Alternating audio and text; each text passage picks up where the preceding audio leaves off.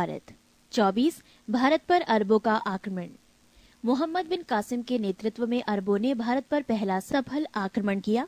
अरबों ने सिंध पर 712 ईस्वी में विजय पाई थी। अरब आक्रमण के समय सिंध पर दाहिर का शासन था। भारत पर अरब वासियों के आक्रमण का मुख्य उद्देश्य धन दौलत लूटना तथा इस्लाम धर्म का प्रचार प्रसार करना था। 25 महमूद गजनी। अलब्तगीन नामक एक तुर्क सरदार गजनी साम्राज्य का संस्थापक था। अलब्तगीन का गुलाम तथा दामाद सुबुक्तगीन था। महमूद गजनी सुबुक्तगीन का पुत्र था। अपने पिता के काल में गजनी खुरासान का शासक था। महमूद गजनी 27 वर्ष की अवस्था में 997 ईस्वी में गद्दी पर बैठा। बगदाद का खलीफा अल आदिर बिल्लाह ने महमूद गजनी के पद को मान्यता प्रदान करते हुए उसे यमीन उद दौला तथा यमीन उल मिल्लाह की उपाधि दी। महमूद गजनी ने भारत पर 17 बार आक्रमण किया। महमूद गजनी ने भारत पर पहला आक्रमण 1001 ईस्वी में किया था। यह आक्रमण शाही राजा जयपाल के विरुद्ध था। इसमें जयपाल की पराजय हुई थी। महमूद गजनी का 1008 ईस्वी में नगरकोट के विरुद्ध हमले को मूर्तिवाद के विरुद्ध पहली महत्वपूर्ण जीत बताई जाती है। महमूद गजनी ने थानेसर के चक्र स्वामिन की कांस्य निर्मित आदमकद प्रतिमा को गजनी भेजकर रंगभूमि में रखवाया। महमूद गजनी का सबसे चर्चित आक्रमण 1024 ईस्वी में सोमनाथ मंदिर सौराष्ट्र पर हुआ। इस मंदिर की लूट में उसे करीब 20 लाख दिनार की संपत्ति हाथ लगी। सोमनाथ की रक्षा में सहायता करने के कारण अनहिलवाड़ा के शासक पर महमूद ने आक्रमण किया। सोमनाथ मंदिर लूट कर ले जाने के क्रम में महमूद पर जाटों ने आक्रमण किया था और कुछ संपत्ति लूट ली थी। महमूद गजनी का अंतिम भारतीय आक्रमण 1027 ईस्वी में जाटों के विरुद्ध था। महमूद गजनी की मृत्यु 1030 ईस्वी में हो गई। अलबरूनी, फिरदौसी, उद्बी तथा फरूखी महमूद गजनी के दरबार में रहते थे। 26 मोहम्मद गौरी। गौर महमूद गजनी के अधीन एक छोटा सा राज्य था। 1173 ईस्वी में शहाबुद्दीन मोहम्मद गौरी गौर का शासक बना। इसने भारत पर पहला आक्रमण 1175 ईस्वी में मुल्तान के विरुद्ध किया था। मोहम्मद गौरी का दूसरा आक्रमण 1178 ईस्वी में पाटन गुजरात पर हुआ। यहाँ का शासक भीम द्वितीय ने गौरी को बुरी तरह परास्त किया। मोहम्मद गौरी द्वारा लड़ा गया प्रमुख युद्ध तराइन का प्रथम युद्ध वर्ष 1191। पक्ष गौरी एवं पृथ्वीराज चौहान, परिणाम पृथ्वीराज चौहान विजयी। तराइन का द्वितीय युद्ध वर्ष 1192 ईस्वी। पक्ष गौरी एवं पृथ्वीराज चौहान, परिणाम गौरी विजयी। चंदावर का युद्ध वर्ष 1194 ईस्वी। पक्ष गौरी एवं जयचंद, परिणाम गौरी विजयी। मोहम्मद गौरी भारत के विजित प्रदेशों पर शासन का भार अपने गुलाम सेनापतियों को सौंपते हुए गजनी लौट गया।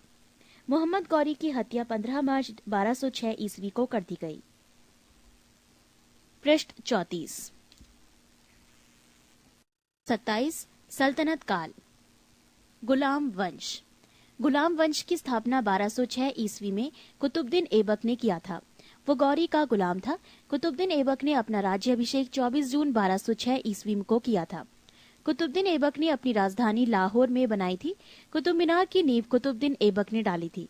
दिल्ली का कुवत उल इस्लाम मस्जिद एवं अजमेर का 2.5 दिन का झोपड़ा नामक मस्जिद का निर्माण ऐबक ने करवाया था। कुतुबुद्दीन ऐबक को लाख बख्श, लाखों का दान देने वाला भी कहा जाता था।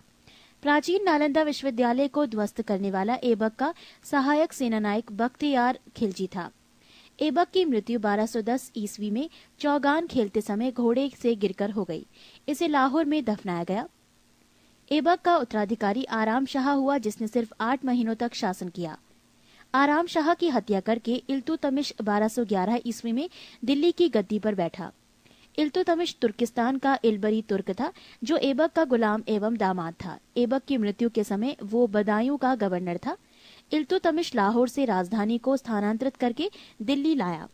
इल्तुतमिश पहला शासक था जिसने 1229 ईस्वी में बगदाद के खलीफा के सुल्तान पद की वैधानिक स्वीकृति प्राप्त की। इल्तुतमिश की मृत्यु अप्रैल 1236 ईस्वी में हो गई।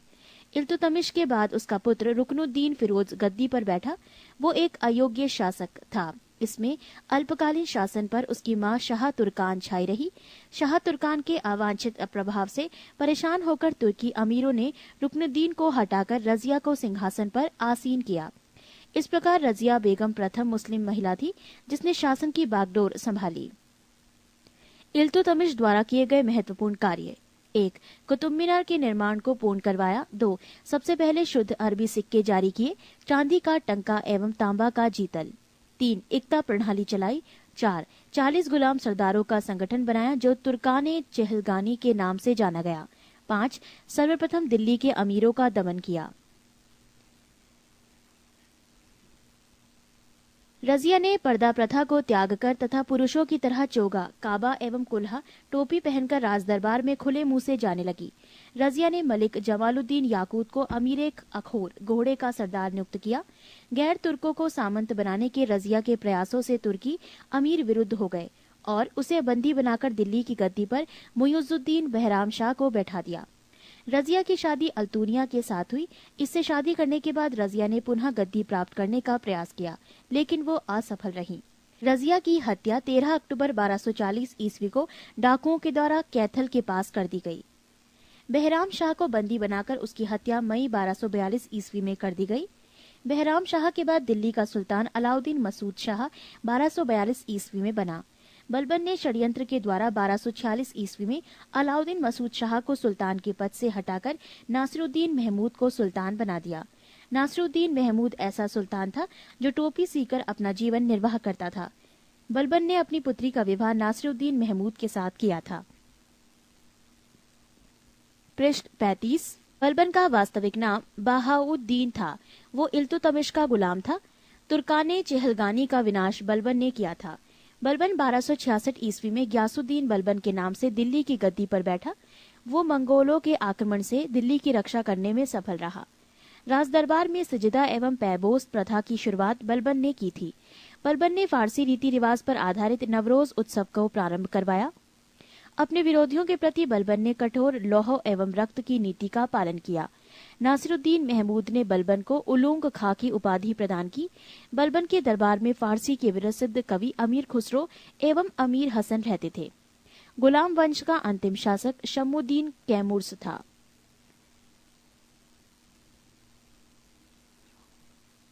अमीर खुसरो का मूल नाम मोहम्मद हसन था। उसका जन्म पटियाली पश्चिमी उत्तर प्रदेश के बदायूं के पास में 1253 ईस्वी में हुआ था। खुसरो प्रसिद्ध सूफी संत शेख निजामुद्दीन औलिया के शिष्य थे। वो बलबन से लेकर मोहम्मद तुगलक तक दिल्ली सुल्तानों के दरबार में रहे। इन्हें तूतिए हिंद, भारत का तोता के नाम से भी जाना जाता है। सितार एवं तबले के आविष्कार का श्रेय अमीर खुसरो को ही दिया जाता है। खिलजी वंश 1290 से 1320 ईस्वी। गुलाम वंश के शासन को समाप्त कर 13 जून 1290 ईस्वी को जलालुद्दीन फिरोज खिलजी ने खिलजी वंश की स्थापना की। इसने किला खेरी को अपनी राजधानी बनाया। जलालुद्दीन की हत्या 1296 ईस्वी में उसके भतीजा एवं दामाद अलाउद्दीन खिलजी ने कड़ा मानिकपुर इलाहाबाद में कर दी। 22 अक्टूबर 1296 ईस्वी में अलाउद्दीन दिल्ली का सुल्तान बना। अलाउद्दीन के बचपन का नाम अली तथा गुरशास्प था। अलाउद्दीन खिलजी ने सेना को नकद वेतन देने एवं स्थायी सेना की नींव रखी। दिल्ली के शासकों में अलाउद्दीन खिलजी के पास सबसे विशाल स्थायी सेना थी। घोड़ा दागने एवं सैनिकों का हुलिया लिखने की प्रथा की शुरुआत अलाउद्दीन खिलजी ने की। अलाउद्दीन ने भू राजस्व की दर को बढ़ाकर उपज का 1/2 भाग कर दिया। इसने खम्स यानी लूट का धन में सुल्तान का हिस्सा 1/4 भाग के स्थान पर 3/4 भाग कर दिया। इसने व्यापारियों में बेईमानी रोकने के लिए कम तौलने वाले व्यक्ति के शरीर से मांस काट लेने का आदेश दिया। इसने अपने शासनकाल में मूल्य नियंत्रण प्रणाली को दृढ़ता से लागू किया। दक्षिण भारत की विजय के लिए अलाउद्दीन ने मलिक काफूर को भेजा।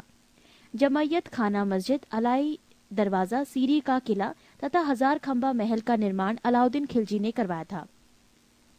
दैवी अधिकार के सिद्धांत को अलाउद्दीन ने चलाया था। सिकंदर सानी की उपाधि से स्वयं को अलाउद्दीन खिलजी ने विभूषित किया। अलाउद्दीन ने मलिक याकूब को दीवाने रियासत नियुक्त किया था। अलाउद्दीन द्वारा नियुक्त परवाना नवीस नामक अधिकारी वस्तुओं की परमिट जारी करता था। बाजार नियंत्रण करने के लिए अलाउद्दीन खिलजी द्वारा बनाए जाने वाले नवीन पद क्रमानुसार: दीवाने रियासत, ये व्यापारियों पर नियंत्रण रखता था। ये बाजार नियंत्रण की पूरी व्यवस्था का संचालन करता था। शहनाई मंडी, प्रत्येक बाजार में बाजार का अधीक्षक बरीद बाजार के अंदर घूमकर बाजार का निरीक्षण करता था। मुनहियान व गुप्तचर गुप्त सूचना प्राप्त करता था। शहनाई मंडी, यहाँ खाद्यान्नों को बिक्री हेतु लाया जाता था।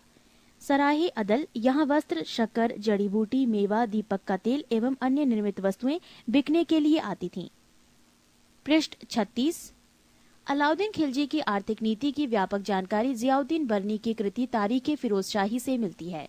खजायुनुल फतूह अमीर खुसरो, रिहला इब्न बतूता एवं फुतूहस लातीन इसामी की कृति है।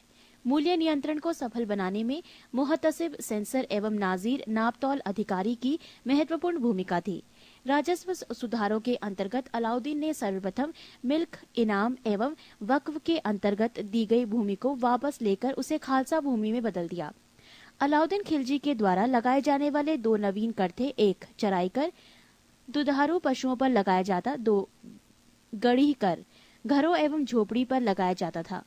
अलाउद्दीन खिलजी की मृत्यु 5 जनवरी 1316 ईस्वी को हो गई। कुतुबुद्दीन ए मुबारक खिलजी 1316 ईस्वी को दिल्ली के सिंहासन पर बैठा। इसने नग्न स्त्री पुरुष की संगत पसंद थी। मुबारक खिलजी कभी कभी राज दरबार में स्त्रियों का वस्त्र पहनकर आ जाता था। बरनी के अनुसार मुबारक कभी कभी नग्न होकर दरबारियों के बीच दौड़ा करता था। मुबारक खान ने खलीफा की उपाधि धारण की थी। मुबारक के वजीर खुसरो खान ने 15 अप्रैल 1320 ईस्वी को उसकी हत्या कर दी और स्वयं दिल्ली के सिंहासन पर बैठा। खुसरो खान ने पैगंबर के सेनापति की उपाधि धारण की।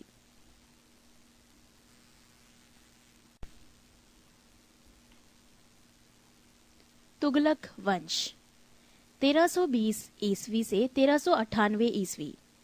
5 सितंबर 1320 ईस्वी को खुसरो खां को पराजित करके गाजी मलिक या तुगलक वंश गाजी गयासुद्दीन तुगलक के नाम से 8 सितंबर 1320 ईस्वी को दिल्ली के सिंहासन पर बैठा।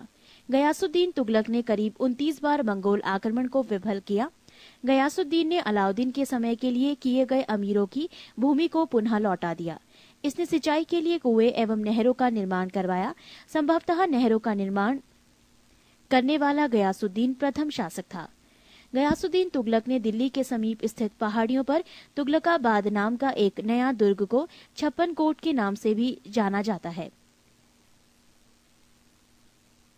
गयासुद्दीन तुगलक की मृत्यु 1325 ईस्वी में बंगाल के अभियान से लौटते समय जूना खां द्वारा निर्मित लकड़ी के महल में दबकर हो गई। गयासुद्दीन के बाद जूना खां मोहम्मद बिन तुगलक के नाम से दिल्ली के सिंहासन पर बैठा। मध्यकालीन सभी सुल्तानों में मोहम्मद तुगलक सर्वाधिक शिक्षित, विद्वान एवं योग्य व्यक्ति था। मोहम्मद बिन तुगलक को अपनी सनक भरी योजनाओं, क्रूर कृतियों एवं दूसरे के सुख दुख को प्रति उपेक्षा भाव रखने के कारण स्वप्नशील, पागल एवं रक्त पिपासु कहा गया। मोहम्मद बिन तुगलक ने कृषि के विकास के लिए अमीर कोही नामक एक नवीन विभाग की स्थापना की। मोहम्मद बिन तुगलक ने अपनी राजधानी दिल्ली से देवगिरी में स्थानांतरित की और इसका नाम दौलताबाद रखा।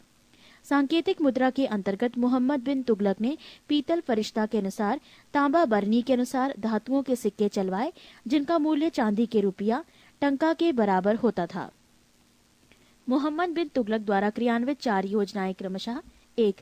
दोआब क्षेत्र में कर वृद्धि 1326 से 1327 ईस्वी। 2. राजधानी परिवर्तन 1326 से 27 ईस्वी। 3. सांकेतिक मुद्रा का प्रचलन 1329 से 1330 ईस्वी। 4. खुरासन एवं कराचल का अभियान। पृष्ठ 37। अफ्रीकी यात्री इब्न बतूता लगभग 1333 ईस्वी में भारत आया। सुल्तान ने इसे दिल्ली का काजी नियुक्त किया। 1342 ईस्वी में सुल्तान ने इसे अपने राजदूत के रूप में चीन भेजा। इब्न बतूता की पुस्तक रेहला में मोहम्मद तुगलक के समय की घटनाओं का वर्णन है। इसने अपनी पुस्तक में विदेशी व्यापारियों के आवागमन, डाक चौकियों की स्थापना यानी डाक व्यवस्था एवं गुप्तचर व्यवस्था के बारे में लिखा है। मोहम्मद बिन तुगलक की मृत्यु 20 मार्च 1351 ईस्वी को सिंध जाते समय थट्टा के निकट गोडाल में हो गई। मोहम्मद बिन तुगलक के शासनकाल में दक्षिण में हरिहर एवं बुक्का नामक 2 भाइयों ने 1336 ईस्वी में स्वतंत्र राज्य विजयनगर की स्थापना की। महाराष्ट्र में अलाउद्दीन बहमन शाह ने 1347 ईस्वी में स्वतंत्र बहमनी राज्य की स्थापना की। मोहम्मद बिन तुगलक की मृत्यु पर इतिहासकार बर्नी लिखता है, अंततः लोगों को उससे मुक्ति मिली और उसे लोगों से। मोहम्मद बिन तुगलक शेख अलाउद्दीन का शिष्य था। वो सल्तनत का पहला शासक था जो अजमेर में शेख मोइनुद्दीन चिश्ती की दरगाह और बहराइच में सालार मसूद गाजी के मकबरे में गया। मोहम्मद बिन तुगलक ने बदायूं में मीरन मुल्हिम, दिल्ली में शेख निजामुद्दीन औलिया, मुल्तान में शेख रुकनुद्दीन, अजुदहन में शेख मुल्तान आदि संतों की कब्र पर मकबरे बनवाए। फिरोज तुगलक का राज्याभिषेक थट्टा के नजदीक 20 मार्च 1351 ईस्वी को हुआ। पुनः फिरोज का राज्याभिषेक दिल्ली में अगस्त 1351 ईस्वी को हुआ। खलीफा द्वारा इसे कासिम अमीर उल मोममीन की उपाधि दी गई। राजस्व व्यवस्था के अंतर्गत फिरोज ने अपने शासनकाल में 24 कष्टदायक करों को समाप्त कर केवल 4 कर खराज, लगान, खुम्स, युद्ध में लूट का माल, जजिया एवं जकात को वसूल करने का आदेश दिया। फिरोज तुगलक ब्राह्मणों पर जजिया लागू करने वाला पहला मुसलमान शासक था। फिरोज तुगलक ने एक नया कर, सिंचाई कर भी लगाया जो उपज का 1/10 भाग था। फिरोज तुगलक ने 5 बड़ी नहरों का निर्माण करवाया। फिरोज तुगलक ने 300 नए नगरों की स्थापना की। इनमें हिसार, फिरोजाबाद, दिल्ली, फतेहाबाद, जौनपुर, फिरोजपुर प्रमुख है। इसके प्रशासन काल में खिजराबाद, टोपरा गांव एवं मेरठ से अशोक के 2 स्तंभों को लाकर दिल्ली में स्थापित किया गया। सुल्तान फिरोज तुगलक ने अनाथ मुस्लिम महिलाओं, विधवाओं एवं लड़कियों की सहायता के लिए एक नए विभाग दीवाने खैरात की स्थापना की। सल्तनत कालीन सुल्तानों के शासनकाल में सबसे अधिक दासों की संख्या करीब 1,80,000 फिरोज तुगलक के समय थी। दासों की देखभाल के लिए फिरोज ने एक नए विभाग दीवाने बंदगान की स्थापना की। इसने सैन्य पदों को वंशानुगत बना दिया।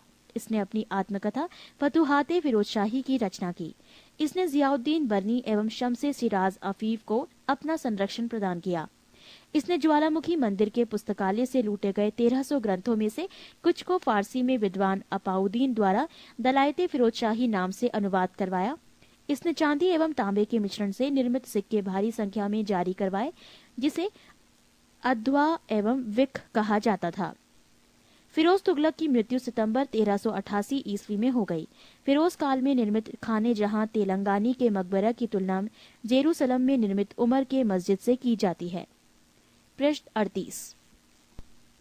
सुल्तान फिरोज तुगलक ने दिल्ली के कोटला फिरोज शाह दुर्ग का निर्माण करवाया। तुगलक वंश का अंतिम शासक नासिरुद्दीन महमूद तुगलक था। इसका शासन दिल्ली से पालम तक ही रह गया था। तैमूर लंग ने सुल्तान नासिरुद्दीन मोहम्मद तुगलक के समय 1398 में दिल्ली पर आक्रमण किया।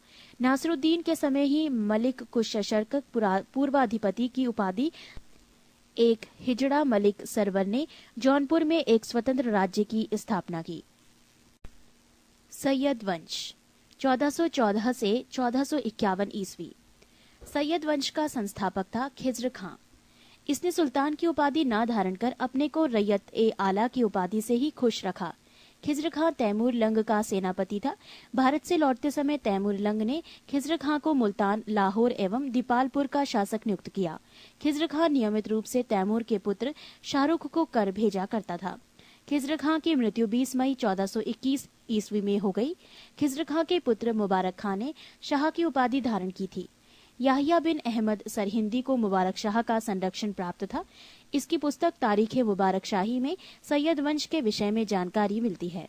यमुना के किनारे मुबारकबाद की स्थापना मुबारक शाह ने की थी। सैयद वंश का अंतिम सुल्तान अलाउद्दीन आलम शाह था। सैयद वंश का शासन करीब 37 वर्षों तक रहा। लोदी वंश 1451 से 1526 ईस्वी। लोदी वंश का संस्थापक बहलोल लोदी था। वो 19 अप्रैल 1451 ईस्वी को बहलोल शाहगाजी की उपाधि से दिल्ली के सिंहासन पर बैठा। दिल्ली पर प्रथम अफगान राज्य की स्थापना का श्रेय बहलोल लोदी को दिया जाता है। बहलोल लोदी ने बहलोल सिक्के का प्रचलन करवाया। वो अपने सरदारों को मकसदे अली कहकर पुकारता था। वो अपने सरदारों के खड़े रहने पर स्वयं भी खड़ा रहता था। बहलोल लोदी का पुत्र निजाम खां 17 जुलाई 1489 ईस्वी में सुल्तान सिकंदर शाह की उपाधि से दिल्ली के सिंहासन पर बैठा। 1504 ईस्वी में सिकंदर लोदी ने आगरा शहर की स्थापना की। भूमि के लिए मापन के प्रामाणिक पैमाना गजे सिकंदरी का प्रचलन सिकंदर लोदी ने किया। गुलरुखी शीर्षक से फारसी कविताएं लिखने वाला सुल्तान सिकंदर लोदी था। सिकंदर लोदी ने आगरा को अपनी नई राजधानी बनाया। इसके आदेश पर संस्कृत के एक आयुर्वेद ग्रंथ का फारसी में फरहंगे सिकंदरी के नाम से अनुवाद हुआ। इसने नगरकोट को ज्वालामुखी मंदिर की मूर्ति को तोड़कर उसके टुकड़ों को कसाईयों को मांस तौलने के लिए दो दिया था। इससे मुसलमानों को ताजिया निकालने एवं मुसलमान स्त्रियों के पीरों तथा संतों के मजार पर जाने पर प्रतिबंध लगा दिया। गले की बीमारी के कारण सिकंदर लोदी की मृत्यु 21 नवंबर 1517 ईस्वी को हो गई। इसी दिन इसका पुत्र इब्राहिम शाह की उपाधि से आगरा के सिंहासन पर बैठा। 21 अप्रैल 1526 ईस्वी को पानीपत के प्रथम युद्ध में इब्राहिम लोदी बाबर से हार गया। इस युद्ध में वो मारा गया। बाबर को भारत पर आक्रमण के लिए निमंत्रण पंजाब के शासक दौलत खान लोदी एवं इब्राहिम लोदी के चाचा आलम खान ने दिया था। मोट की मस्जिद का निर्माण सिकंदर लोदी के वजीर द्वारा करवाया गया था। पृष्ठ 39। सल्तनत कालीन शासन व्यवस्था। केंद्रीय प्रशासन का मुखिया सुल्तान बलबन एवं अलाउद्दीन के समय अमीर प्रभावहीन हो गए। अमीरों का महत्व चरमोत्कर्ष पर था। लोदी वंश के शासनकाल में सल्तनत काल में मंत्रिपरिषद को मजलिस-ए खलवत कहा गया। मजलिस-ए खास में मजलिस-ए खलवत की बैठक होती थी। बारे खास, इसमें सुल्तान सभी दरबारियों, खानों, अमीरों, मालिकों और अन्य रईसों को बुलाता था। बारे आजम, सुल्तान राजकीय कार्यों का अधिकांश भाग पूरा करता था। मंत्री एवं उससे संबंधित विभाग। 1 वजीर, प्रधानमंत्री, राजस्व विभाग का प्रमुख। 2 मुशारिफे मुमालिक, महालेखाकार, प्रांतों एवं अन्य विभागों से प्राप्त आय एवं व्यय का लेखा जोखा। मजूमदार, उधार लिए धन का हिसाब रखना। 4 खजीन, कोषा अध्यक्ष। 5 आरिजे मुमालिक, दीवाने अर्ज अथवा सैन्य विभाग का प्रमुख अधिकारी। 6 सदरोस सदूर, धर्म विभाग एवं दान विभाग का प्रमुख। 7 काजी उल कजात, सुल्तान के बाद न्याय का सर्वोच्च अधिकारी। 8 बरीदे मुमालिक, गुप्तचर विभाग की प्रमुख अधिकारी। 9 वकीले दर, सुल्तान की व्यक्तिगत सेवाओं की देखभाल करता था। 10 दीवाने खैरात, दान विभाग। 11 दीवाने बंदगान, दास विभाग। 12 दीवाने इस्तिहाक, पेंशन विभाग। दीवाने मुस्तखराज, वित्त विभाग, बनाने वाला सुल्तान अलाउद्दीन खिलजी। दीवाने कोही, कृषि विभाग, मोहम्मद बिन तुगलक। दीवाने अर्ज, सैन्य विभाग, बलबन। दीवाने बंदगान, फिरोज शाह तुगलक। दीवाने खैरात, फिरोज शाह तुगलक। दीवाने इस्तिहाक, फिरोज शाह तुगलक। दिल्ली सल्तनत अनेक प्रांतों में बटा हुआ था, जिसे इक्ता या सूबा कहा जाता था। यहाँ का शासन नायब या वली या मुक्ति द्वारा संचालित होता था। इक्ताओं को शिको जिलों में विभाजित किया गया था, जहाँ का प्रमुख अधिकारी शिकदार होता था, जो एक सैनिक अधिकारी था। शिकों को परगनों में विभाजित किया गया था। आमिल परगने का मुख्य अधिकारी था और मुशारिफ लगान को निश्चित करने वाला अधिकारी। एक शहर या 100 गांवों के शासन की देखरेख अमीर सदा नामक अधिकारी करता था। प्रशासन की सबसे छोटी इकाई ग्राम होता था। सुल्तान की स्थायी सेना को खास खेल नाम दिया गया था। मंगोल सेना के वर्गीकरण की दशमलव प्रणाली को सल्तनत कालीन सैन्य व्यवस्था का आधार बनाया गया था। राजस्व कर व्यवस्था। उश्र, मुसलमानों से लिया जाने वाला भूमिकर। खराज, गैर मुसलमानों से लिया जाने वाला भूमिकर। जकात, मुसलमानों पर धार्मिक कर, संपत्ति का 40वां हिस्सा। जजिया, गैर मुसलमानों पर धार्मिक कर। नोट, खम्स, यहाँ लूटे हुए धन, खानों अथवा भूमि में गढ़े हुए खजानों से प्राप्त संपत्ति का 1/5 भाग था, जिस पर सुल्तान का अधिकार था, तथा शेष 4/5 भाग प्राप्त करके उसके सैनिकों अथवा खजाने को प्राप्त करने वाले व्यक्ति का अधिकार होता था। परंतु फिरोज तुगलक को छोड़कर अन्य सभी शासकों ने 4/5 हिस्सा स्वयं अपने लिए रखा। सुल्तान सिकंदर लोदी ने गढ़े हुए खजानों में से कोई हिस्सा नहीं लिया। पृष्ठ 40। सल्तनत काल में बारूद की सहायता से गोला फेंकने वाली मशीन को मंगलीक तथा अर्राद कहा जाता था। अलाउद्दीन खिलजी ने इक्ता प्रथा को समाप्त किया था। इक्ता प्रथा की दोबारा शुरुआत फिरोज तुगलक ने की थी। सल्तनत काल में अच्छी नस्ल के घोड़े तुर्की, अरब एवं रूस से मंगाए जाते थे। हाथी मुख्यतः बंगाल से मंगाए जाते थे। सल्तनत कालीन कानून शरीयत, कुरान एवं हदीस पर आधारित था। मुस्लिम कानून के 4 महत्वपूर्ण स्रोत थे: कुरान, हदीस, इजमा एवं कयास।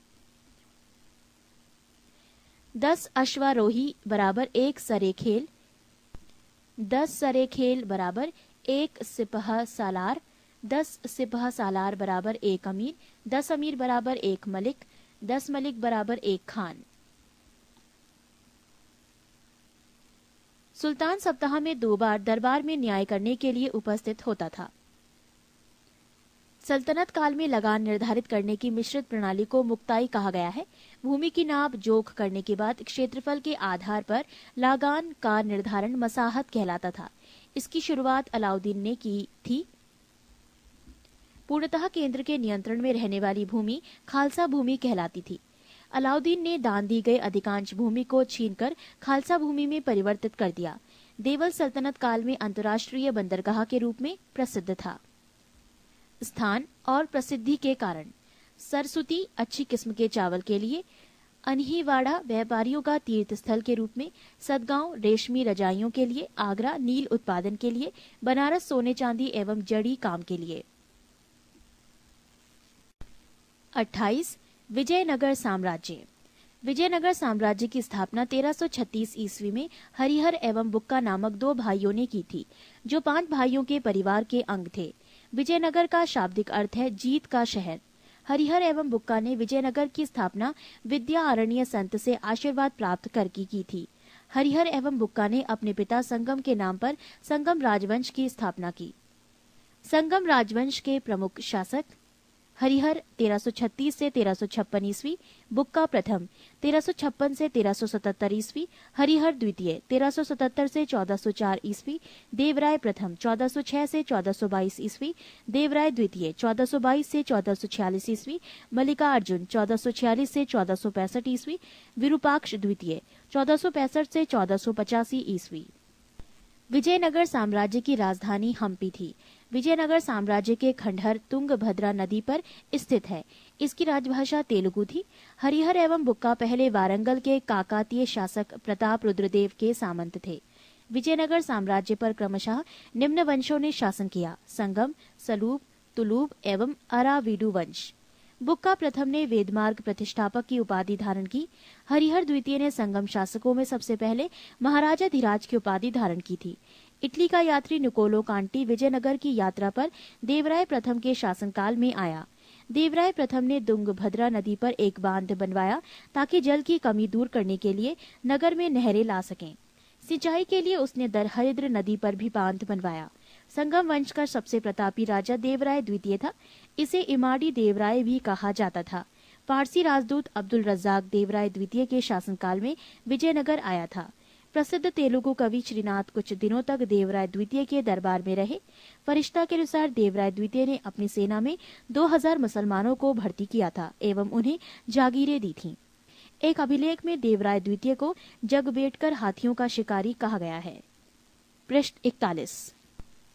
देवराय द्वितीय ने संस्कृत ग्रंथ महानाटक सुधानिधि एवं ब्रह्मसूत्र पर भाष्य लिखा। मल्लिकार्जुन को प्रौढ़ देवराय भी कहा जाता था। सालूव नरसिंह ने विजयनगर में दूसरे राजवंश सालूव वंश 1485 से 1506 ईस्वी की स्थापना की। सालूव वंश के बाद विजयनगर पर तुलुव वंश का शासन स्थापित हुआ। तुलुव वंश 1505 से 1565 ईस्वी की स्थापना वीर नरसिंह ने की थी। तुलुव वंश का महान शासक कृष्णदेव राय था। वो 8 अगस्त 1509 ईस्वी को शासक बना। सालूव तिम्मा कृष्णदेव राय का योग्य मंत्री एवं सेनापति था। बाबर ने अपनी आत्मकथा बाबरनामा में कृष्णदेव राय की भारत का सर्वाधिक शक्तिशाली शासक बताया। कृष्णदेव राय के शासनकाल में पुर्तगाली यात्री डोमिगोस पायस विजयनगर आया था। कृष्णदेव राय के दरबार में तेलुगु साहित्य के 8 सर्वश्रेष्ठ कवि रहते थे, जिन्हें अष्ट दिग्गज कहा जाता था। उसके शासनकाल को तेलुगु साहित्य का क्लासिक युग कहा गया है। कृष्णदेव राय ने तेलुगु में अमुक्त माल्याद एवं संस्कृत में जाम्बवती कल्याणम की रचना की। पांडुरंग महात्म्यम की रचना तेनालीराम रामकृष्ण ने की थी। नागलपुर नामक नए नगर हजारा एवं विठल स्वामी मंदिर का निर्माण कृष्णदेव राय ने करवाया था। कृष्णदेव राय की मृत्यु 1529 ईस्वी में हो गई। कृष्णदेव राय ने आंध्र भोज, अभिनव भोज, आंध्र पितामह आदि उपाधि धारण की थी। तुलुव वंश का अंतिम शासक सदाशिव था। राक्षसी तंगड़ी या तलीकोटा या बन्नी हट्टी का युद्ध 23 जनवरी 1565 ईस्वी में हुआ। इसी युद्ध के कारण विजयनगर का पतन हुआ। विजयनगर के विरुद्ध बने दक्षिण राज्यों के संघ में शामिल था बीजापुर, अहमदनगर, गोलकुंडा एवं बीदर। इस संयुक्त मोर्चे का नेतृत्व अली आदिल शाह कर रहा था। तालीकोटा के युद्ध में विजयनगर का नेतृत्व राम राय कर रहा था। विजयनगर के राजाओं और बहमनी के सुल्तानों के हित 3 अलग अलग क्षेत्रों में आपस में टकराते थे।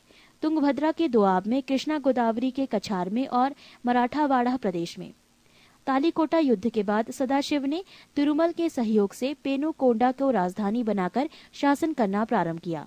विजयनगर के चौथे राजवंश अरावीडु वंश 1570 से 1672 ईस्वी की स्थापना तिरुमल ने सदाशिव को अपदस्थ कर पेनुकोंडा में किया। अरावीडु वंश का अंतिम शासक रंग तृतीय था।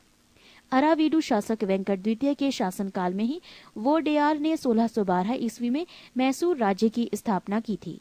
विजयनगर साम्राज्य की प्रशासनिक इकाई का क्रम घटते हुए इस प्रकार था: प्रांत, मंडल, कोट्टम या वलनाडु जिला, नाडु मेला ग्राम 50 ग्राम का समूह, उर ग्राम।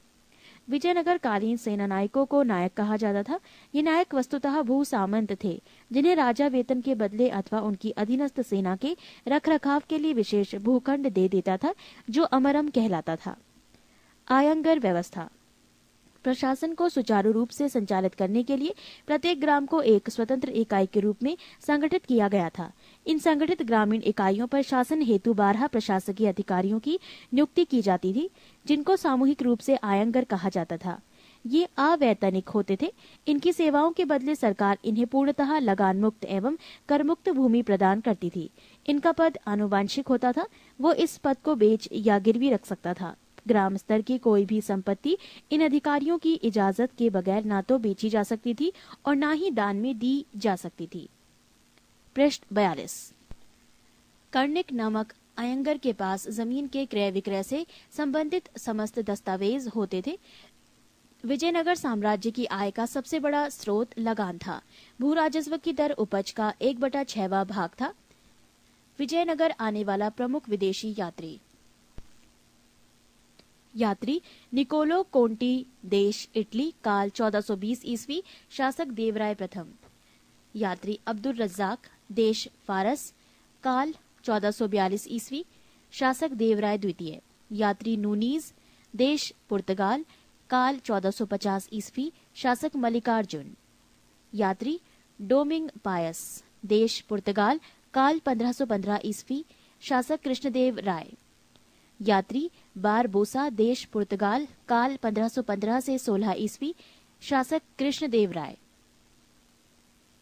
विवाह कर वर एवं वधू दोनों से लिया जाता था। विधवा से विवाह करने वाले इस कर से मुक्त थे। उनबली ग्राम में विशेष सेवाओं के बदले दी जाने वाली लगान मुक्त भूमि की भूधारण पद्धति थी। रत को डंगे, युद्ध में शौर्य का प्रदर्शन करने वाले मृत लोगों के परिवार को दी गई भूमि को कहा जाता था। कूटग्गी, ब्राह्मण, मंदिर या बड़े भूस्वामी जो स्वयं कृषि नहीं करते थे, किसानों को पट्टे की भूमि दे देते थे। ऐसी भूमि को कूटग्गी कहा जाता था। वो कृषक मजदूर जो भूमि के क्रय विक्रय के साथ ही हस्तांतरित हो जाते थे, कूदी कहलाते थे। विजयनगर का सैन्य विभाग कदाचार कहलाता था तथा इस विभाग का उच्च अधिकारी दंडनायक या सेनापति होता था। टकसाल विभाग को जोरी खाना कहा जाता था। चेटियों की तरह व्यापार में निपुण दस्तकार वर्ग के लोगों को वीर पंचाल कहा जाता था। उत्तर भारत से दक्षिण भारत में आकर बसे लोगों को बड़वा कहा जाता था। विजयनगर में दास प्रथा प्रचलित थी। मनुष्यों के क्रय विक्रय को वेस वर्ग कहा जाता था। मंदिरों में रहने वाली स्त्रियों को देवदासी कहा जाता था।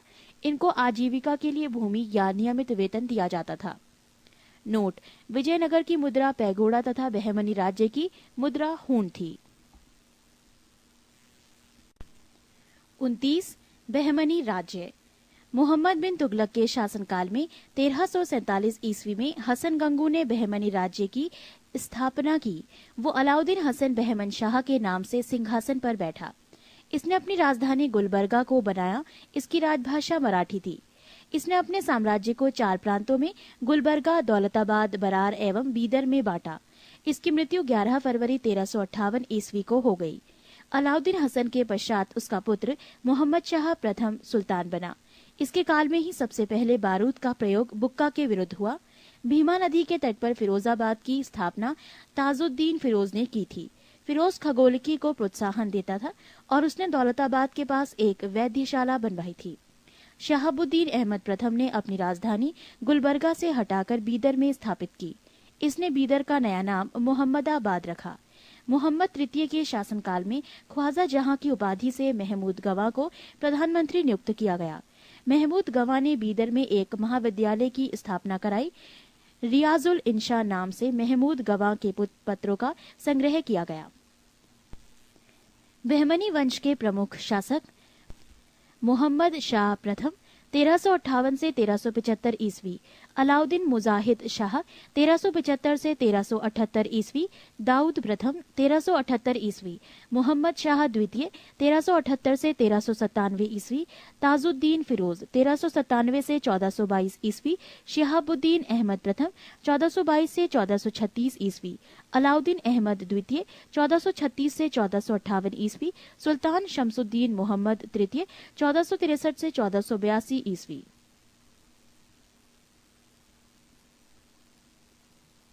पृष्ठ 43।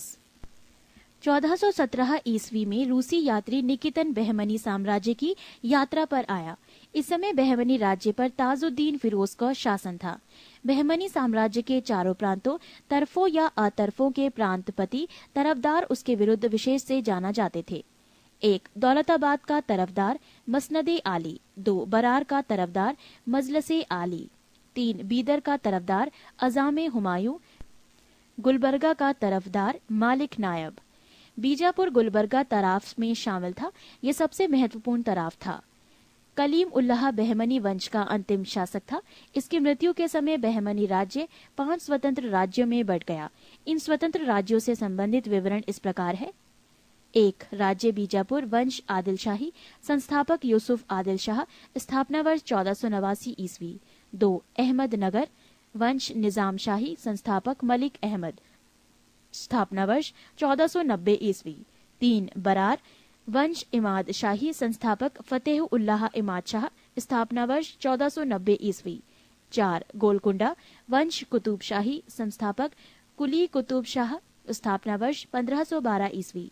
5. बीदर वंश बरीद शाही, संस्थापक अमीर अली बरीद, स्थापना वर्ष 1526 ईस्वी।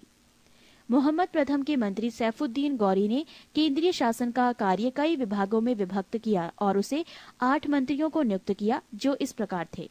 1. वकीले सल्तनत, दिल्ली के मालिक नायाब के समान। 2. वजीले कुल, सभी मंत्रियों के कार्यों का निरीक्षण वकील को छोड़कर। 3. अमीरे जुमला, अर्थ विभाग का अध्यक्ष। 4. वजीरे अशरफ, विदेश नीति एवं दरबार संबंधी कार्यों का निष्पादन करता था। 5. नाजिर, वो अर्थ विभाग से संबंधित था। 6. पेशवा, वकीले सल्तनत का सहायक था। 7. कोतवाल, नगर का मुख्य पुलिस अधिकारी था। 8. सदरे जहां, न्याय विभाग, धर्म तथा दान विभाग का अध्यक्ष। सुल्तान के महल तथा दरबार की सुरक्षा के लिए विशेष अंगरक्षक सैनिक दल था, जिसे साख-ए खेल कहा जाता था। ये 4 भागों या नौबत में विभाजित थे, जिसके मुख्य अधिकारी सरे नौबत होता था। बहमनी राज्य में कुल 18 शासक हुए, जिन्होंने कुल मिलाकर 175 वर्ष शासन किया। 30. स्वतंत्र प्रांतीय राज्य। जौनपुर की स्थापना फिरोज शाही तुगलक ने अपने भाई जौना खां की स्मृति में की थी। जौनपुर में स्वतंत्र शर्की राजवंश की स्थापना मलिक सरवर ख्वाजा जहान ने की थी। ख्वाजा जहान को मलिक उस शर्क पूर्व का स्वामी की उपाधि 1394 ईस्वी में फिरोज शाह तुगलक के पुत्र सुल्तान महमूद ने दी थी।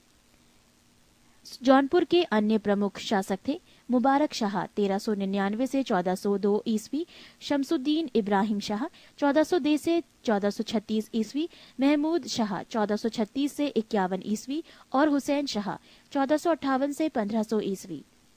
लगभग 75 वर्ष तक स्वतंत्र रहने के बाद जौनपुर पर बहलोल लोदी ने कब्जा कर लिया। शर्की शासन के अंतर्गत विशेषकर इब्राहिम शाह के समय में जौनपुर में साहित्य एवं स्थापत्य कला के क्षेत्र में हुए विकास के कारण जौनपुर को भारत के सीरीज के नाम से जाना गया। अटाला देवी की मस्जिद का निर्माण 1408 ईस्वी में शर्की सुल्तान इब्राहिम शाह द्वारा किया गया था। पृष्ठ 44। अटाला देवी मस्जिद का निर्माण कन्नौज के राजा विजयचंद द्वारा निर्मित अटाला देवी के मंदिर को तोड़कर किया गया था। जामी मस्जिद का निर्माण 1470 ईस्वी में हुसैन शाह शर्की के द्वारा किया गया था। झंझरी मस्जिद 1430 ईस्वी में इब्राहिम शर्की के द्वारा एवं लाल दरवाजा मस्जिद का निर्माण मोहम्मद शाह के द्वारा 1450 ईस्वी में किया गया। कश्मीर। सुहादेव नामक एक हिंदू ने 1301 ईस्वी में कश्मीर में हिंदू राज्य की स्थापना की थी। 1339 से 40 ईस्वी में कश्मीर में शाहमीर के द्वारा प्रथम मुस्लिम वंश की स्थापना की गई। कश्मीर का प्रथम मुस्लिम शासक शाहमीर था, जो शमसुद्दीन शाहमीर के नाम से गद्दी पर बैठा। इसने अपनी राजधानी इंद्रकोट में स्थापित की। अलाउद्दीन ने राजधानी इंद्रकोट से हटाकर अलाउद्दीनपुर श्रीनगर में स्थापित की। हिंदू मंदिरों एवं मूर्तियों को तोड़ने के कारण सुल्तान सिकंदर को बुत शिकन कहा गया। 1420 ईस्वी में जैनुल अबादीन सिंहासन पर बैठा। इसकी धार्मिक सहिष्णुता के कारण इसे कश्मीर का अकबर कहा गया। जैन उल आबदीन फारसी, संस्कृत, कश्मीरी, तिब्बती आदि भाषाओं का ज्ञाता था। इसने महाभारत एवं राजतरंगिणी को फारसी में अनुवाद करवाया। 1588 ईस्वी में अकबर ने कश्मीर को मुगल साम्राज्य में मिला लिया। बंगाल। इख्तियारुद्दीन मोहम्मद बिन बख्तियार खिलजी ने बंगाल को दिल्ली सल्तनत में मिलाया। गयासुद्दीन तुगलक ने बंगाल को 3 भागों में विभाजित किया: लखनौती उत्तर बंगाल, सोनारगांव पूर्वी बंगाल तथा सदगांव दक्षिण बंगाल। 1345 ईस्वी में हाजी इलियास बंगाल के विभाजन को समाप्त कर शमसुद्दीन इलियास शाह के नाम से बंगाल का शासक बना। पांडुआ में अदीना मस्जिद का निर्माण 1364 ईस्वी में सुल्तान सिकंदर शाह ने करवाया था। बंगाल का शासक गयासुद्दीन आजम शाह 1389 से 1409 ईस्वी अपनी न्यायप्रियता के लिए प्रसिद्ध था। अलाउद्दीन हुसैन शाह 1493 से 1518 ईस्वी में राजधानी को पांडुआ से गौड़ स्थानांतरित किया। महाप्रभु चैतन्य अलाउद्दीन के समकालीन थे। अलाउद्दीन ने सत्यपीर नामक आंदोलन की शुरुआत की। मालाधर बसु ने अलाउद्दीन के शासनकाल में ही श्री कृष्ण विजय की रचना कर गुंडराज खान की उपाधि धारण की। इनके बेटे को सत्यराज खान की उपाधि दी गई।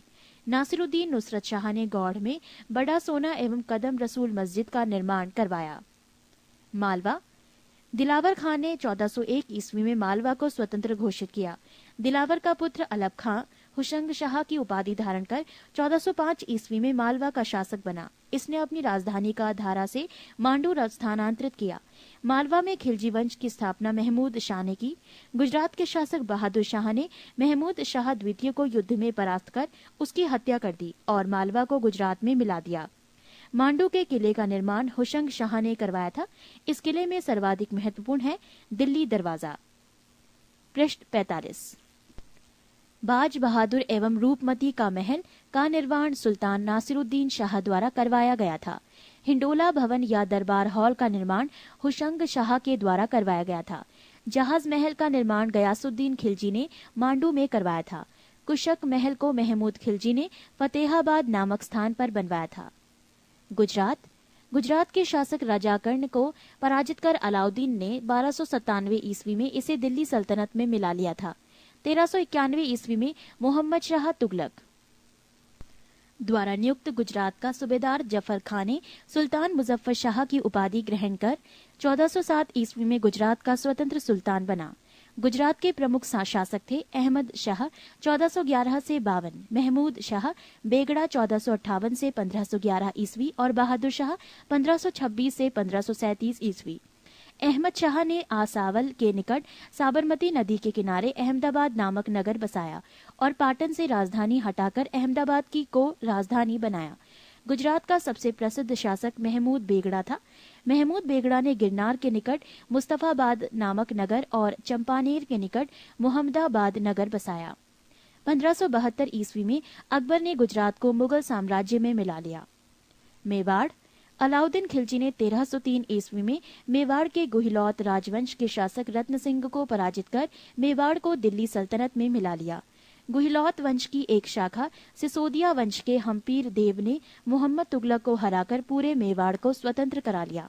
राणा कुंभा ने 1448 ईस्वी में चित्तौड़ में एक विजय स्तंभ की स्थापना की। खानवा का युद्ध 1527 ईस्वी में राणा सांगा एवं बाबर के बीच हुआ, जिसमें बाबर विजयी हुआ। 1576 ईस्वी में हल्दी घाटी का युद्ध राणा प्रताप एवं अकबर के बीच हुआ, जिसमें अकबर विजयी हुआ। मेवाड़ की राजधानी चित्तौड़गढ़ थी। जहांगीर ने मेवाड़ को मुगल साम्राज्य में मिला लिया। खानदेश।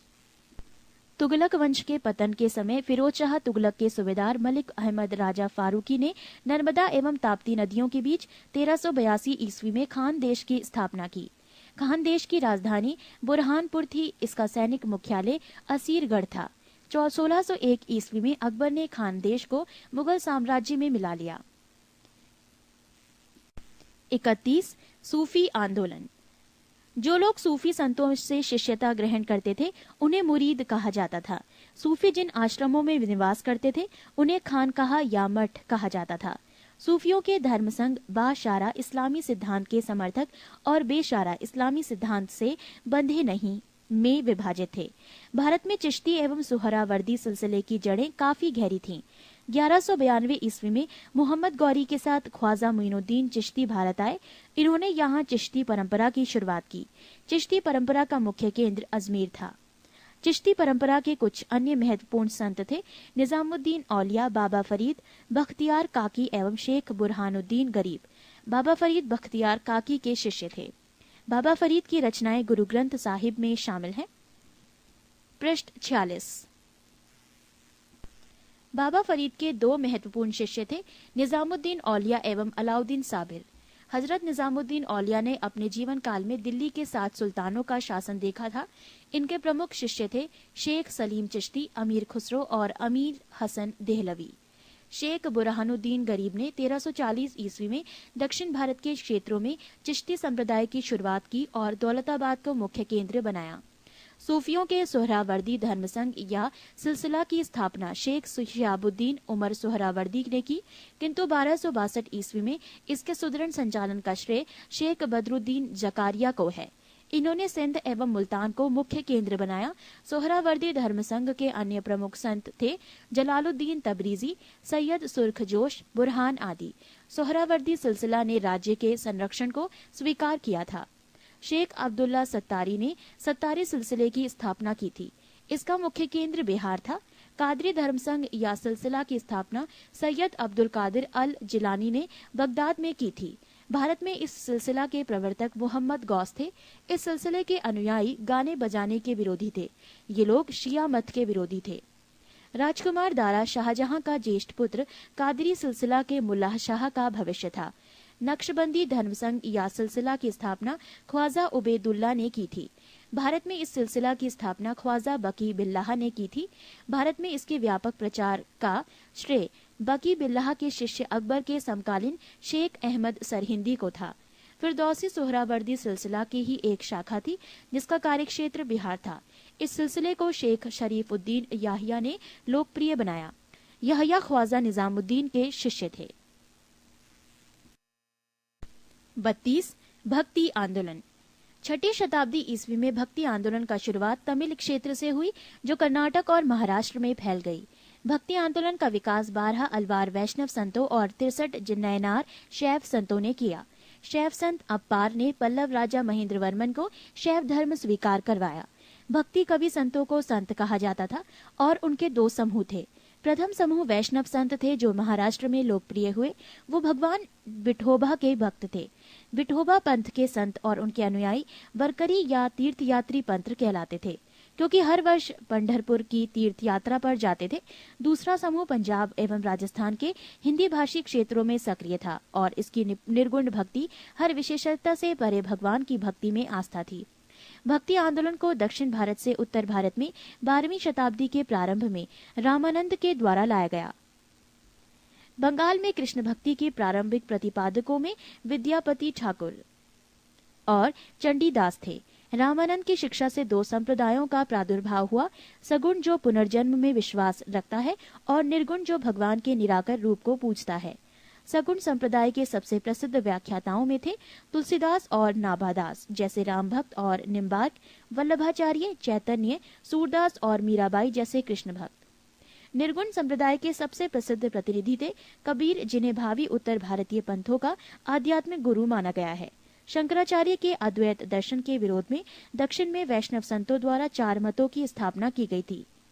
दक्षिण में वैष्णव संतों द्वारा स्थापित 4 मत श्री संप्रदाय, रामानुजाचार्य विशिष्टाद्वैतवाद, ब्रह्म संप्रदाय माधवाचार्य द्वैतवाद, रुद्र संप्रदाय विष्णु स्वामी शुद्ध द्वैतवाद, सनकादि संप्रदाय निम्बकाचार्य द्वैतवाद। पृष्ठ 47। भक्ति आंदोलन के संत रामानुजाचार्य 11वीं शताब्दी। इन्होंने राम को अपना आराध्य माना। इनका जन्म 1017 ईस्वी में मद्रास के निकट पेरुम्बर नामक स्थान पर हुआ था। 1137 ईस्वी में इनकी मृत्यु हो गई। रामानुज ने वेदांत में प्रशिक्षण अपने गुरु कांचीपुरम के यादव प्रकाश से प्राप्त किया था। रामानंद का जन्म 1299 ईस्वी में प्रयाग में हुआ था। इनकी शिक्षा प्रयाग तथा वाराणसी में हुई। इन्होंने अपना संप्रदाय सभी जातियों के लिए खोल दिया। रामानुज की भांति इन्होंने भी भक्ति को मोक्ष का एकमात्र साधन स्वीकार किया। इन्होंने मर्यादा पुरुषोत्तम राम एवं सीता की आराधना को समाज के समक्ष रखा।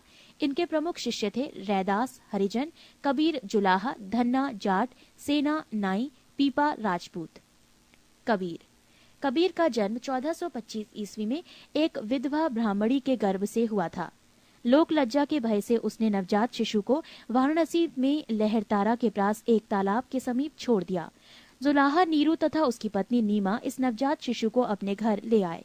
इस बालक का नाम कबीर रखा गया।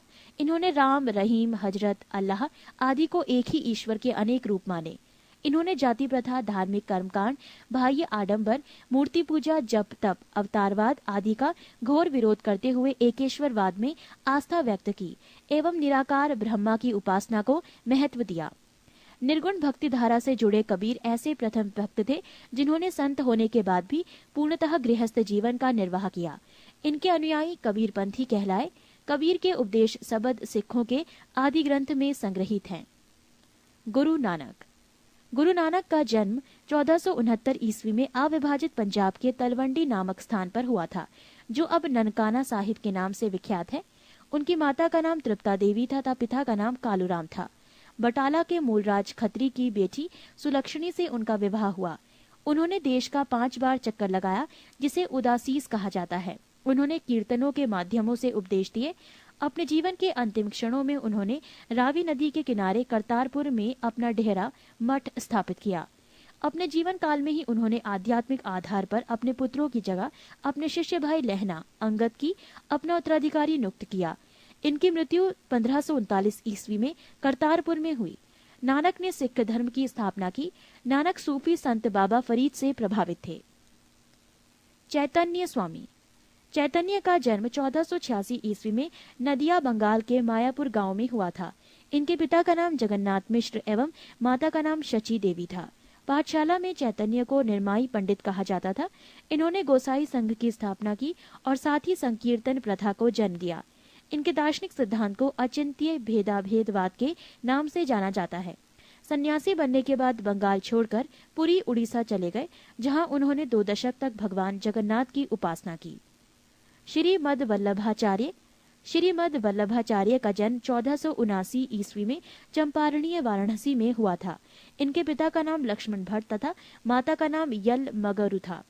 इनका विवाह महालक्ष्मी के साथ हुआ।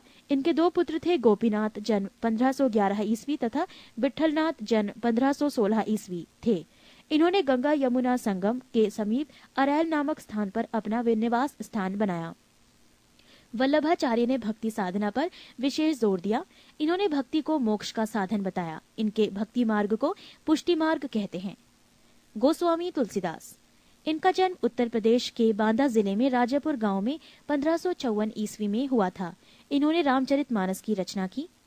धन्ना का जन्म 1415 ईस्वी में एक जाट परिवार में हुआ था। राजपुताना से बनारस आकर ये रामानंद के शिष्य बन गए। कहा जाता है कि इन्होंने भगवान की मूर्ति को हठात भोजन कराया था। पृष्ठ 48। रैदास ये जाति से चमार थे। ये रामानंद से 12 शिष्यों में एक थे। इनके पिता का नाम रघु तथा माता का नाम गुरबिनिया था। ये जूता बनाकर जीवों को उपार्जन करते थे। मीराबाई ने इन्हें अपना गुरु माना है। इन्होंने रायदासी संप्रदाय की स्थापना की। दादू दयाल ये कबीर के अनुयायी थे। इनका जन्म 1554 ईस्वी में अहमदाबाद में हुआ था। इनका संबंध धुनिया जाति से था। सांभर में आकर इन्होंने ब्रह्म संप्रदाय की स्थापना की। अकबर ने धार्मिक चर्चा के लिए इन्हें एक बार फतेहपुर सीकरी बुलाया था। इन्होंने निपख नामक आंदोलन की शुरुआत की। 33 मुगल साम्राज्य। मुगल वंश का संस्थापक बाबर था। बाबर एवं उत्तरवर्ती मुगल शासक तुर्क एवं सुन्नी मुसलमान थे। बाबर ने मुगल वंश की स्थापना के साथ ही पद पादशाही की स्थापना की, जिसके तहत शासक को बादशाह कहा जाता था। बाबर 1526 से 1530 ईस्वी। बाबर का जन्म 24 फरवरी 1483 ईस्वी में हुआ था। बाबर के पिता उमर शेख मिर्जा फरगाना नामक छोटे राज्यों के शासक थे। बाबर फरगाना की गद्दी पर 8 जून 1494 ईस्वी में बैठा। बाबर ने 1507 ईस्वी में बादशाह की उपाधि धारण की, जिसे अब तक किसी तैमूर शासक ने धारण नहीं की थी। बाबर के 4 पुत्र थे, हुमायूं, कामरान, अस्करी तथा हिंदाल। बाबर ने भारत पर 5 बार आक्रमण किया। बाबर का भारत के विरुद्ध किया गया प्रथम अभियान 1519 ईस्वी में यूसुफ जाई जाति के विरुद्ध था। इस अभियान में बाबर ने बाजौर और भेरा को अपने अधिकार में कर लिया। बाबर को भारत पर आक्रमण करने का निमंत्रण पंजाब के शासक दौलत खान लोधी एवं मेवाड़ के शासक राणा सांगा ने दिया था। पानीपत के प्रथम युद्ध में बाबर ने पहली बार तुगलमा युद्ध नीति एवं तोपखाने का प्रयोग किया था। उस्ताद अली एवं मुस्तफा बाबर के 2 प्रसिद्ध निशानेबाज थे, जिसने पानीपत के प्रथम युद्ध में भाग लिया था। बाबर द्वारा लड़े गए प्रमुख युद्ध। पानीपत का प्रथम युद्ध। वर्ष 21 अप्रैल 1526 ईस्वी। पक्ष इब्राहिम लोदी एवं बाबर। परिणाम बाबर विजयी। खानवा का युद्ध। वर्ष 17 मार्च 1527 ईस्वी। पक्ष राणा सांगा एवं बाबर। परिणाम बाबर विजयी। चंदेरी का युद्ध। वर्ष 29 जनवरी 1528 ईस्वी। पक्ष मेदिनी राय एवं बाबर। परिणाम बाबर विजयी। घाघरा का युद्ध। वर्ष 6 मई 1529 ईस्वी। पक्ष अफगानों एवं बाबर। परिणाम बाबर विजयी। बाबर को अपनी उदारता के लिए कलंदर की उपाधि दी गई। खानवा युद्ध में विजय के बाद बाबर ने गाजी की उपाधि धारण की थी। 30 जनवरी 1528 को जहर दे देने के कारण राणा सांगा की मृत्यु हो गई। करीब 48 वर्ष की आयु में 26 दिसंबर 1530 ईस्वी को आगरा में बाबर की मृत्यु हो गई। प्रारंभ में बाबर के शव को आगरा के आराम बाग में दफनाया गया। बाद में काबुल में उसके द्वारा चुने गए स्थान पर दफनाया गया।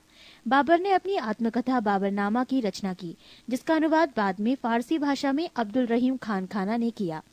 बाबर को मुबैयान नामक पद्य शैली का भी जन्मदाता माना जाता है। बाबर प्रसिद्ध नक्शबंदी सूफी ख्वाजा उबैदुल्ला एहरार का अनुयायी था। बाबर का उत्तराधिकारी हुमायूं हुआ। पृष्ठ 49। हुमायूं 1530-1556 ईस्वी। नसरुद्दीन हुमायूं 29 दिसंबर 1530 ईस्वी को आगरा में 23 वर्ष की अवस्था में सिंहासन पर बैठा। गद्दी पर बैठने से पहले हुमायूं बदख्शां का सूबेदार था।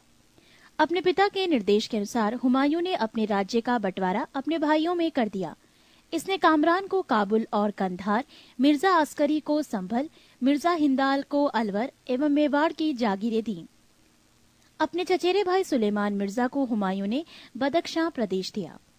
1533 ईस्वी में हुमायूं ने दीन पनाह नामक नए नगर की स्थापना की थी। चौसा का युद्ध 25 जून 1539 ईस्वी में शेर खां एवं हुमायूं के बीच हुआ। इस युद्ध में शेर खां विजयी रहा। इसी युद्ध के बाद शेर खां ने शेरशाह की पदवी ग्रहण कर ली। बिलग्राम या कन्नौज युद्ध 17 मई 1540 ईस्वी में शेर खां एवं हुमायूं के बीच हुआ। इस युद्ध में भी हुमायूं पराजित हुआ। शेर खां ने आसानी से आगरा एवं दिल्ली पर कब्जा कर लिया। बिलग्राम युद्ध के बाद हुमायूं सिंध चला गया, जहां उसने 15 वर्षों तक घुमक्कड़ों जैसा निर्वासित जीवन व्यतीत किया। निर्वासन के समय हुमायूं ने हिंदाल के आध्यात्मिक गुरु फारसवासी शिया मीर बाबा दोस्त उर्फ मीर अली अकबर जामी की पुत्री हमीदा बानो बेगम से 29 अगस्त 1541 ईस्वी को निकाह कर लिया। कालांतर में हमीदा से ही अकबर जैसे महान सम्राट का जन्म हुआ। 1555 में हुमायूं ने पंजाब के शूरी शासक सिकंदर को पराजित कर पुनः दिल्ली की गद्दी पर बैठा। हुमायूं द्वारा लड़े गए 4 प्रमुख युद्धों का क्रम है। देवरा 1531 ईस्वी, चौसा 1539, बिलग्राम 1540 एवं सरहिंद का युद्ध 1555 ईस्वी। 1 जनवरी 1556 ईस्वी को दीन पनाह भवन में स्थित पुस्तकालय की सीढ़ियों से गिरने के कारण हुमायूं की मृत्यु हो गई। हुमायूं नामा की रचना गुलबदन बेगम ने की थी। हुमायूं ज्योतिष में विश्वास करता था, इसीलिए उसने सप्ताह में 7 दिन 7 रंग के कपड़े पहनने के नियम बनाए। शेर शाह 1540 से 1545 ईस्वी। सूर साम्राज्य का संस्थापक अफगान वंशीय शेरशाह सूरी था। शेरशाह का जन्म 1472 ईस्वी में बजवाड़ा होशियारपुर में हुआ था। इनके बचपन का नाम फरीद खां था। ये सूर वंश से संबंधित था। इनके पिता हसन खां जौनपुर राज्य के अंतर्गत सासाराम के जमींदार थे। फरीद ने एक शेर को तलवार के एक ही वार से मार दिया था। उसकी इस बहादुरी से प्रसन्न होकर बिहार के अफगान शासक सुल्तान मोहम्मद बहार खां लोहानी ने उसे शेर खां की उपाधि प्रदान की। शेरशाह बिलग्राम युद्ध 1540 ईस्वी के बाद दिल्ली की गद्दी पर बैठा। शेरशाह की मृत्यु कालिंजर के किले को जीतने के क्रम में 22 मई 1545 ईस्वी को हो गई। मृत्यु के समय वो उक्का नाम का आग्नेय शास्त्र चला रहा था। कालिंजर का शासक कीरत सिंह था। शेरशाह का मकबरा सासाराम में झील के बीच ऊंचे टीले पर निर्मित किया गया है। रोहतासगढ़ किला किलाए कोहना दिल्ली नामक मस्जिद का निर्माण शेरशाह के द्वारा किया गया था। शेरशाह का उत्तराधिकारी उसका पुत्र इस्लाम शाह था। शेरशाह ने भूमि की माप के लिए 32 अंक वाला सिकंदरी गज एवं सन की डंडी का प्रयोग किया। शेरशाह ने 178 ग्रेन चांदी का रुपया एवं 380 ग्रेन तांबे के दाम चलवाया। शेरशाह ने रोहतासगढ़ के दुर्ग एवं कन्नौज के स्थान पर शेरसुर नामक नगर बसाया। शेरशाह के समय पैदावार की लगभग 1/3 भाग सरकार लगान के रूप में वसूल करती थी। पृष्ठ 50। कबूलियत एवं पट्टा प्रथा की शुरुआत शेरशाह ने की। शेरशाह ने 1541 ईस्वी में पाटलिपुत्र को पटना के नाम से पुनः स्थापित किया। शेरशाह ने ग्रैंड ट्रंक रोड की मरम्मत करवाई। मलिक मोहम्मद जायसी शेरशाह के समकालीन थे। डाक प्रथा का प्रचलन शेरशाह के द्वारा किया गया। अकबर 1542 से 1605 ईस्वी। सम्राट अकबर का जन्म 15 अक्टूबर 1542 ईस्वी को हमीदा बानो बेगम के गर्भ से अमरकोट के राणावीर साल के महल में हुआ। अकबर का राज्याभिषेक 14 फरवरी 1556 ईस्वी को पंजाब के कलानौर नामक स्थान पर हुआ। अकबर का शिक्षक अब्दुल लतीफ ईरानी विद्वान था। जब जलालुद्दीन मोहम्मद अकबर बादशाही गाजी की उपाधि से राज सिंहासन पर बैठा, बैरम खां 1556 से 1560 ईस्वी तक अकबर का संरक्षक रहा। अकबर द्वारा जीते गए प्रदेश। 1 प्रदेश मालवा, शासक बाज बहादुर, वर्ष 1561, मुगल सेनापति आदम खां, पीर मोहम्मद। 2 प्रदेश चुनार, शासक अफगानों का शासन, वर्ष 1562, मुगल सेनापति अब्दुल्ला खां। 3 प्रदेश गोंडवाना, शासक वीर नारायण एवं दुर्गावती, वर्ष 1564, मुगल सेनापति आसफ खां स्वयं अधीनता। 4 प्रदेश आमेर, शासक भारमल, वर्ष 1562, मुगल सेनापति स्वीकार किया।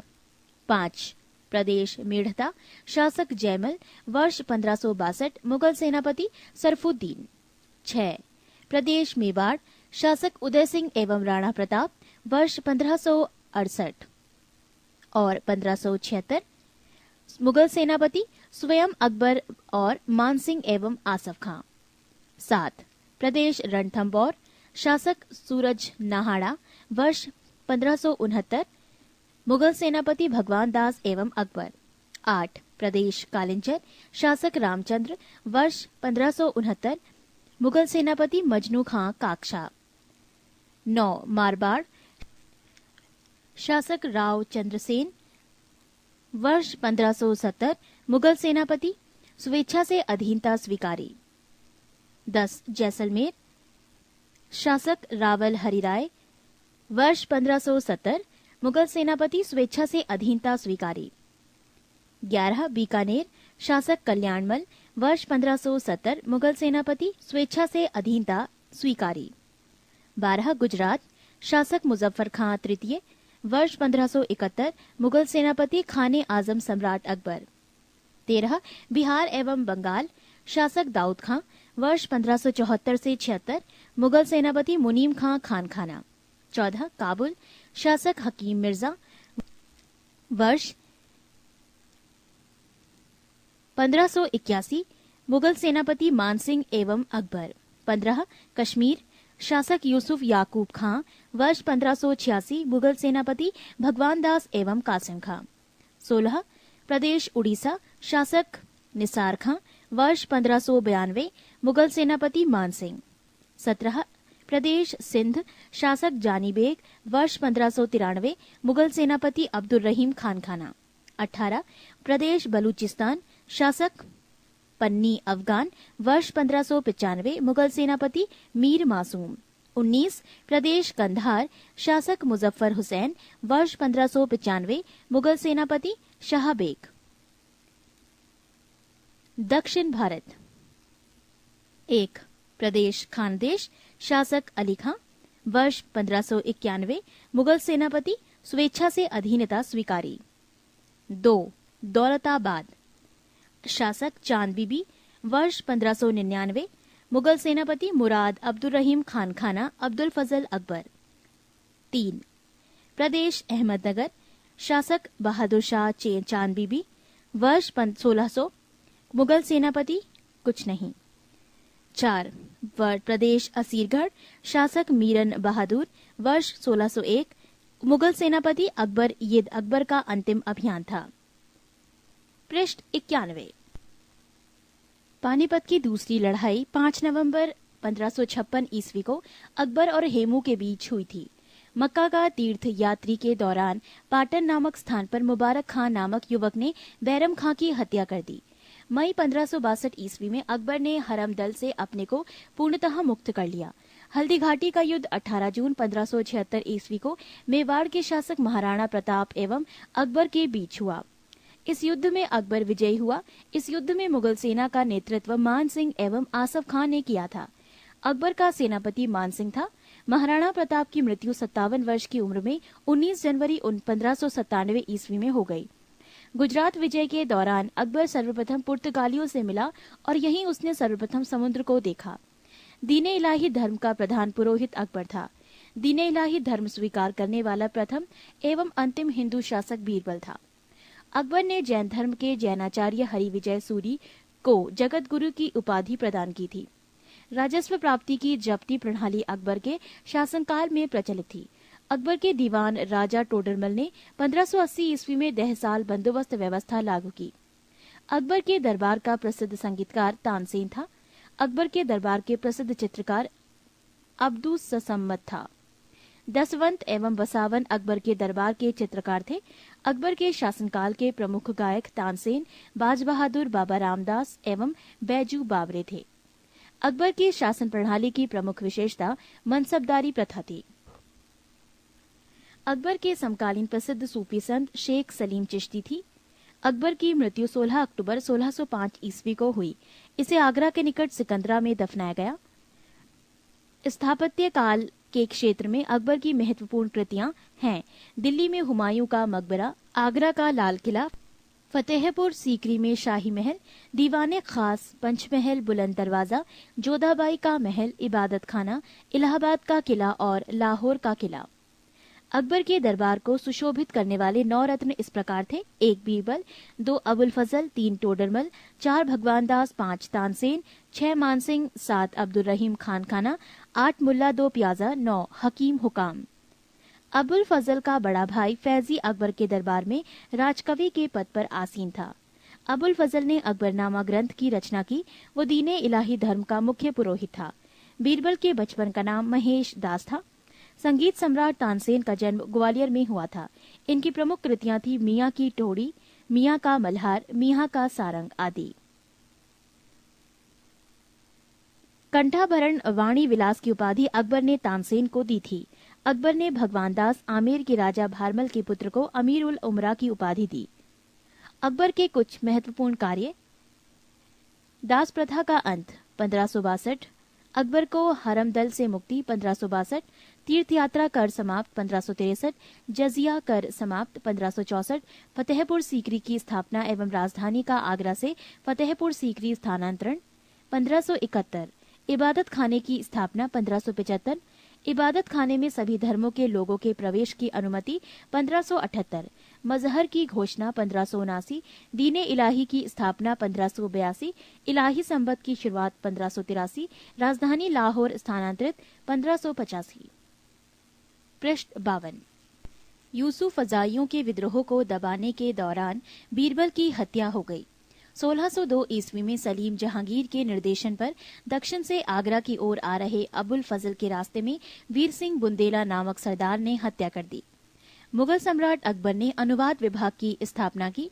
नकीब खां, अब्दुल कादिर बदायूनी तथा शेख सुल्तान ने रामायण एवं महाभारत का फारसी अनुवाद किया व महाभारत का नाम रज़्मनामा युद्धों की पुस्तक रखा।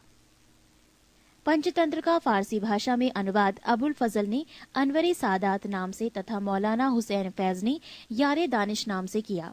हाजी इब्राहिम सरहदी ने अर्थवेद का मुल्लाह शाह मोहम्मद ने राज तरंगिणी का अब्दुल रहीम खान खाना ने तुज़के बाबरी का तथा फैजी ने लीलावती की फारसी में अनुवाद किया। फैजी ने नल दमयंती सूरदास द्वारा रचित कथा का फारसी में अनुवाद कर उसका नाम सहेली रखा। अकबर के काल को हिंदी साहित्य का स्वर्ण काल कहा जाता है। अकबर ने बीरबल को कविप्रिय एवं नरहरि को महापात्र की उपाधि प्रदान की। बुलंद दरवाजा का निर्माण अकबर ने गुजरात विजय के उपलक्ष्य में करवाया था। 4 बाग बनाने की परंपरा अकबर के समय शुरू हुई। अकबर ने शीरी कलम की उपाधि अब्दुस सम्मद को एवं जड़ी कलम की उपाधि मोहम्मद हुसैन कश्मीरी को दिया। नोट: मुगलों की राजकीय भाषा फारसी थी। जहांगीर 1605 से 1627 ईस्वी। अकबर का उत्तराधिकारी सलीम हुआ, जो 24 अक्टूबर 1605 ईस्वी को नूरुद्दीन महम जहांगीर बादशाही गाजी की उपाधि धारण कर गद्दी पर बैठा। जहांगीर का जन्म 30 अगस्त 1569 ईस्वी में हुआ था। अकबर ने अपने पुत्र का नाम सलीम सूफी संत शेख सलीम चिश्ती के नाम पर रखा। जहांगीर को न्याय की जंजीर के लिए याद किया जाता है। ये जंजीर सोने की बनी थी, जो आगरे के किले के शाहबुर्ज एवं यमुना तट पर स्थित पत्थर के खंबे में लगवाई हुई थी। जहांगीर द्वारा शुरू की गई तुज़के जहांगीरी नामक आत्मकथा को पूरा करने का श्रेय मौतबिंद खां को है। जहांगीर के सबसे बड़े पुत्र खुसरो ने 1606 ईस्वी में अपने पिता के विरुद्ध विद्रोह कर दिया। खुसरो और जहांगीर की सेना के बीच युद्ध जालंधर के निकट बहरावल नामक मैदान में हुआ। खुसरो को पकड़कर कैद में डाल दिया गया। खुसरो की सहायता देने के कारण जहांगीर ने सिखों के 5वें गुरु अर्जुन देव को फांसी दिलवा दी। खुसरो गुरु से गोइंदवाल में मिला था। अहमदनगर के वजीर मलिक अंबर के विरुद्ध सफलता से खुश होकर जहांगीर ने खुर्रम खां को शाहजहां की उपाधि प्रदान की। 1622 ईस्वी में कंधार मुगलों के हाथ से निकल गया। शाह अब्बास ने इस पर अधिकार कर लिया। नूरजहां ईरान निवासी मिर्जा गयाज बेग की पुत्री नूरजहां का वास्तविक नाम मेहरुन्निसा था। 1594 ईस्वी में नूरजहां का विवाह अली कुली बेग से संपन्न हुआ। जहांगीर ने एक शेर मारने के कारण अली कुली बेग को शेर अफगान की उपाधि प्रदान की। 1607 में शेर अफगान की मृत्यु के बाद मेहरुन्निसा अकबर की विधवा सलीम बेगम की सेवा में नियुक्त हुई। सर्वप्रथम जहांगीर ने नवरोज त्योहार के अवसर पर मेहरुन्निसा को देखा और उसके सौंदर्य पर मुग्ध होकर जहांगीर ने मई 1611 में उससे विवाह कर लिया। विवाह के पश्चात जहांगीर ने उसे नूरमहल एवं नूरजहां की उपाधि प्रदान की।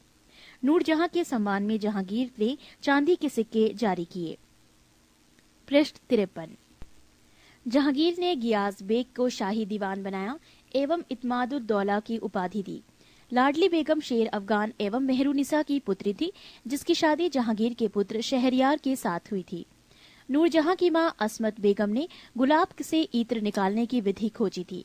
महावत खां ने झेलम नदी के तट पर 1626 ईस्वी में जहांगीर, नूरजहां एवं उसके भाई आसफ खां को बंदी बना लिया था। जहांगीर के 5 पुत्र थे, 1 खुसरो, 2 परवेज, 3 खुर्रम, 4 शहरयार, 5 जहांदार। 28 अक्टूबर 1627 ईस्वी को भीमवार नामक स्थान पर जहांगीर की मृत्यु हो गई। उसे शाहदरा लाहौर में रावी नदी के किनारे दफनाया गया। मुगल चित्रकला अपने चरमोत्कर्ष पर जहांगीर के शासन काल में पहुंची।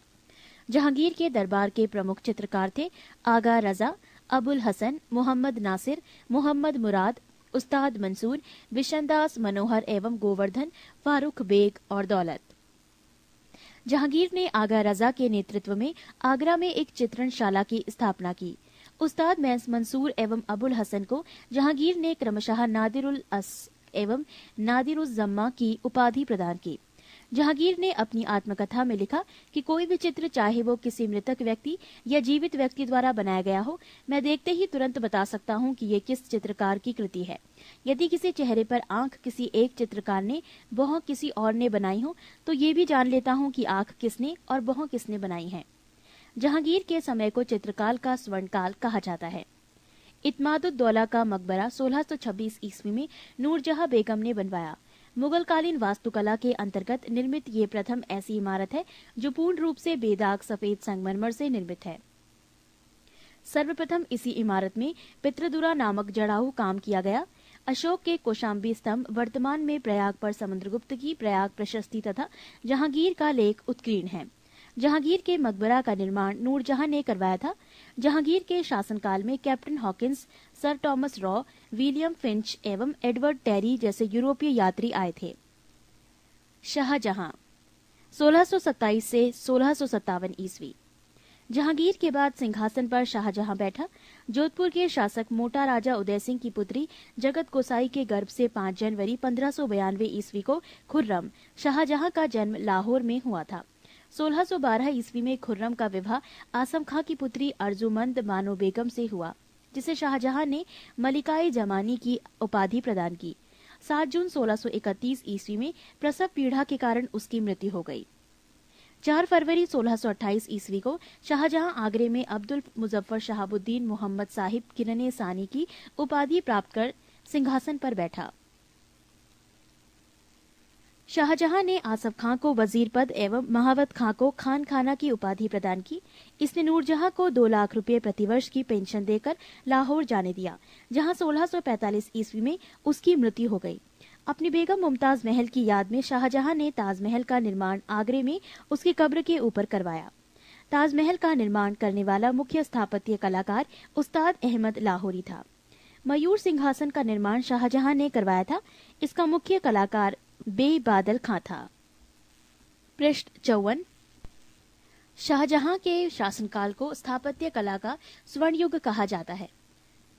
शाहजहां द्वारा बनवाई गई प्रमुख इमारतें हैं दिल्ली का लाल किला, दीवाने आम, दीवाने खास, दिल्ली जामा मस्जिद, आगरा मोती मस्जिद और ताजमहल आदि।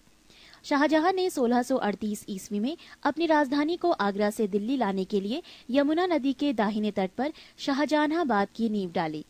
आगरे के जामा मस्जिद का निर्माण शाहजहां की पुत्री जहां आरा ने करवाई। शाहजहां के दरबार के प्रमुख चित्रकार मोहम्मद फकीर एवं मीर हासिम थे। शाहजहां ने संगीतज्ञ लाल खां को गुड़ समंदर की उपाधि दी थी। शाहजहां के पुत्रों एवं दारा शिकोह सर्वाधिक विद्वान था। इसने भगवत गीता, योग, वशिष्ठ, उपनिषद एवं रामायण का अनुवाद फारसी में करवाया। इसने सर्रे अकबर महान रहस्य नाम से उपनिषदों का अनुवाद करवाया था। दारा शिकोह कादिरी सिलसिले में मुल्लाह शाह बदख्शी का शिष्य था। शाहजहां ने दिल्ली में एक कॉलेज का निर्माण एवं दारुल बका नामक कॉलेज की मरम्मत करवाई। सितंबर 1657 ईस्वी में शाहजहां के गंभीर रूप से बीमार पड़ने और मृत्यु का अफवाह फैलने के कारण उसके पुत्रों के बीच उत्तराधिकार का युद्ध प्रारंभ हुआ। उस समय शुजा बंगाल, मुराद गुजरात एवं औरंगजेब दक्कन में था। 15 अप्रैल 1658 ईस्वी में दारा एवं औरंगजेब के बीच धर्मट का युद्ध हुआ। इस युद्ध में दारा की पराजय हुई। सामूगढ़ का युद्ध 29 मई 1658 ईस्वी को दारा एवं औरंगजेब के बीच हुआ। इस युद्ध में भी दारा की हार हुई। उत्तराधिकार का अंतिम युद्ध देवराई की घाटी में मार्च 1659 ईस्वी में हुआ। इस युद्ध में दारा को पराजित होने पर उसे इस्लाम धर्म की अवहेलना करने के अपराध में 30 अगस्त 1659 ईस्वी को हत्या कर दी गई।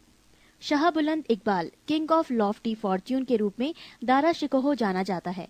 8 जून 1658 ईस्वी को औरंगजेब ने शाहजहां को बंदी बना लिया। आगरे के किले में अपने कैदी जीवन के 8वें वर्ष अर्थात 22 जनवरी 1666 ईस्वी को 74 वर्ष की अवस्था में शाहजहां की मृत्यु हो गई। औरंगजेब 1658 से 1707 ईस्वी।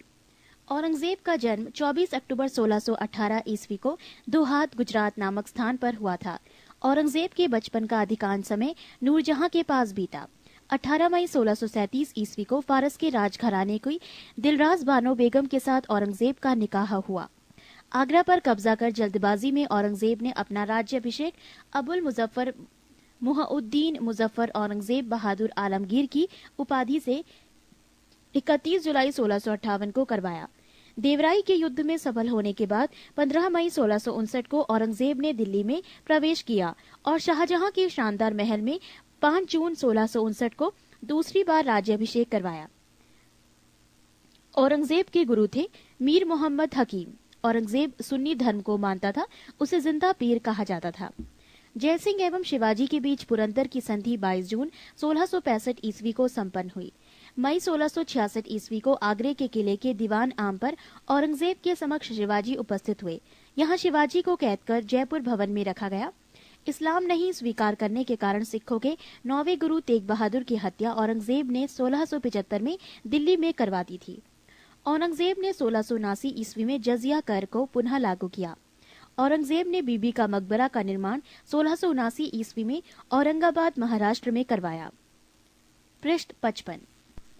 1686 ईस्वी में बीजापुर एवं 1697 में गोलकुंडा को औरंगजेब ने मुगल साम्राज्य में मिला लिया। मदन्ना एवं अकन्ना नामक ब्राह्मणों का संबंध गोलकुंडा के शासक अब्दुल हसन से था। औरंगजेब के समय हुए जाट विद्रोह का नेतृत्व गोकुला एवं राजाराम ने किया। 1670 ईस्वी में तिलपत की लड़ाई में जाट परास्त हुए। गोकुल को मौत के घाट उतार दिया गया। इसके बावजूद जाटों ने 1685 ईस्वी में राजाराम के नेतृत्व में पुनः विद्रोह किया। इन जाटों ने सिकंदरा में स्थित अकबर के मकबरे को भी लूटा। भरतपुर राजवंश की नींव औरंगजेब के शासनकाल में जाट नेता एवं राजाराम के भतीजा चूड़ामन ने डाली। औरंगजेब ने के समय में हिंदू मनसबदारों की संख्या लगभग 337 थी, जो अन्य मुगल सम्राटों की तुलना में अधिक थी। औरंगजेब का पुत्र अकबर ने दुर्गादास के बहकावे में आकर अपने पिता के खिलाफ विद्रोह किया।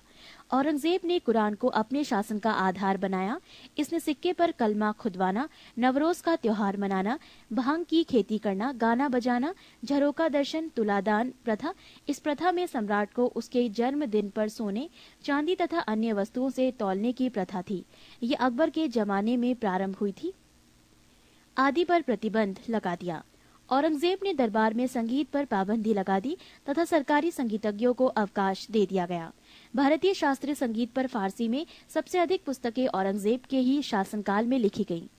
औरंगजेब स्वयं वीणा बजाने में दक्ष था। औरंगजेब ने 1665 ईस्वी में हिंदू मंदिरों को तोड़ने का आदेश दिया। इसके शासनकाल में तोड़े गए मंदिरों में सोमनाथ का मंदिर, बनारस का विश्वनाथ मंदिर एवं वीर सिंह देव द्वारा जहांगीर काल में मथुरा में निर्मित केशव राय मंदिर थे। औरंगजेब की मृत्यु 20 फरवरी 1707 ईस्वी को हुई। इसे खुलदाबाद, जो अब रोजा कहलाता है, में दफनाया गया। औरंगजेब के समय सूबों की संख्या 20 थी। औरंगजेब दारुल हर्ब, काफिरों का देश, को दारुल इस्लाम, इस्लाम का देश में परिवर्तित करने को अपना महत्वपूर्ण लक्ष्य मानता था। नोट: औरंगजेब के शासनकाल में मुगल सेना में सर्वाधिक हिंदू सेनापति थे।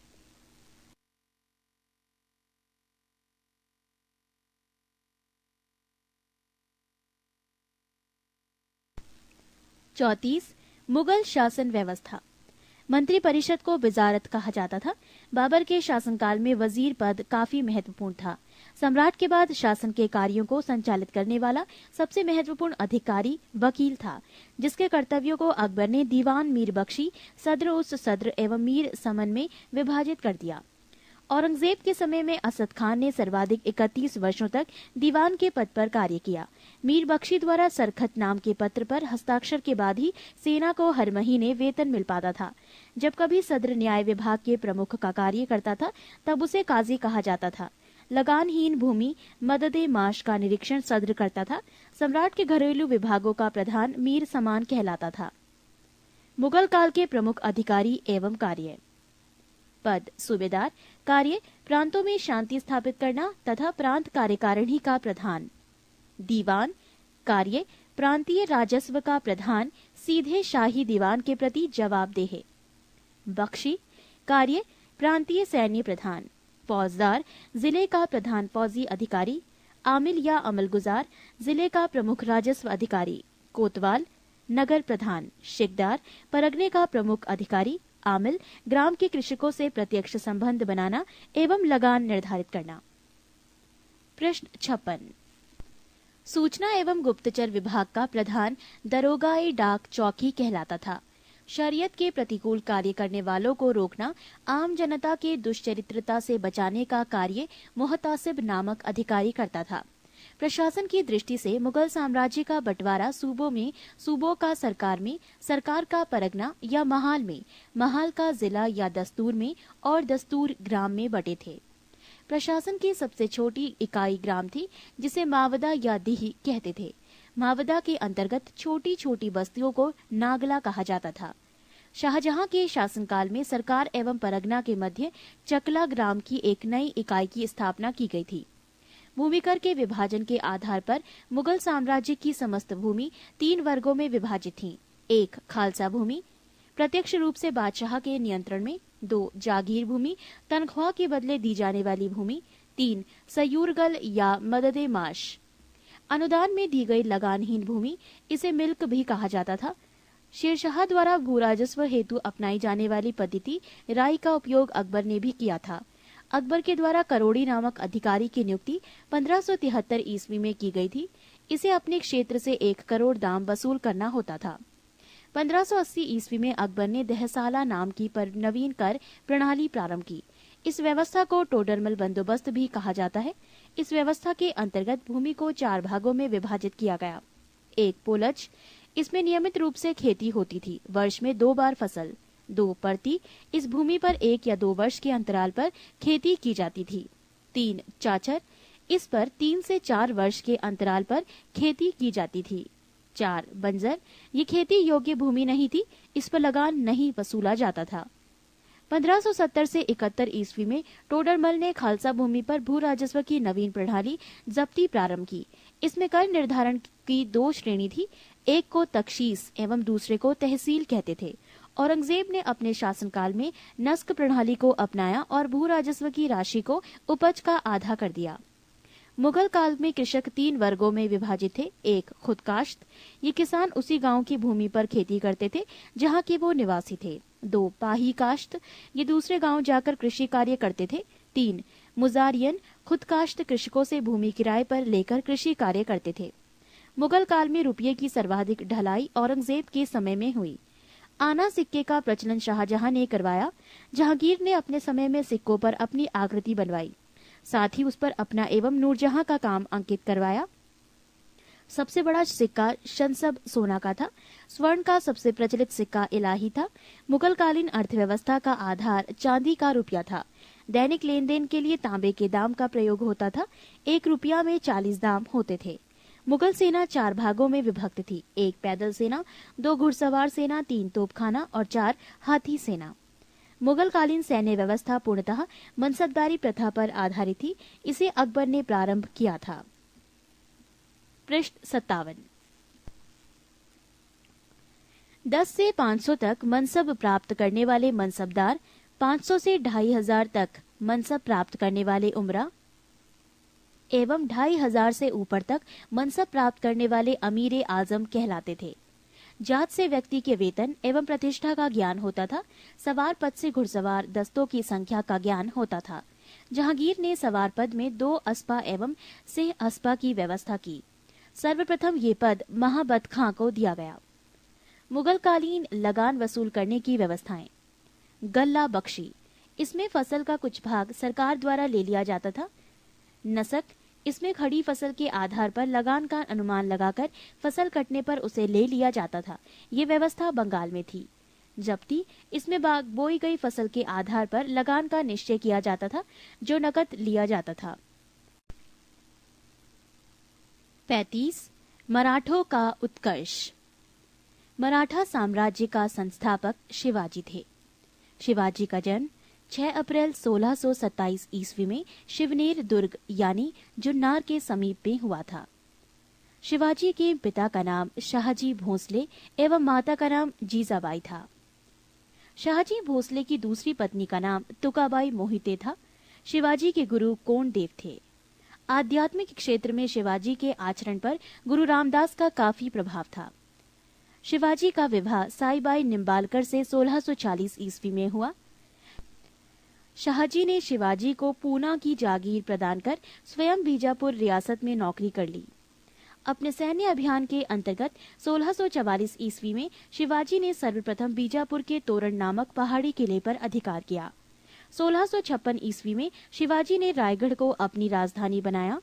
बीजापुर के सुल्तान ने अपने योग्य सेनापति अफजल खां को सितंबर 1665 ईस्वी में शिवाजी को पराजित करने के लिए भेजा। शिवाजी ने अफजल खां की हत्या कर दी। शिवाजी ने सूरत को 1664 ईस्वी एवं 1679 ईस्वी में लूटा।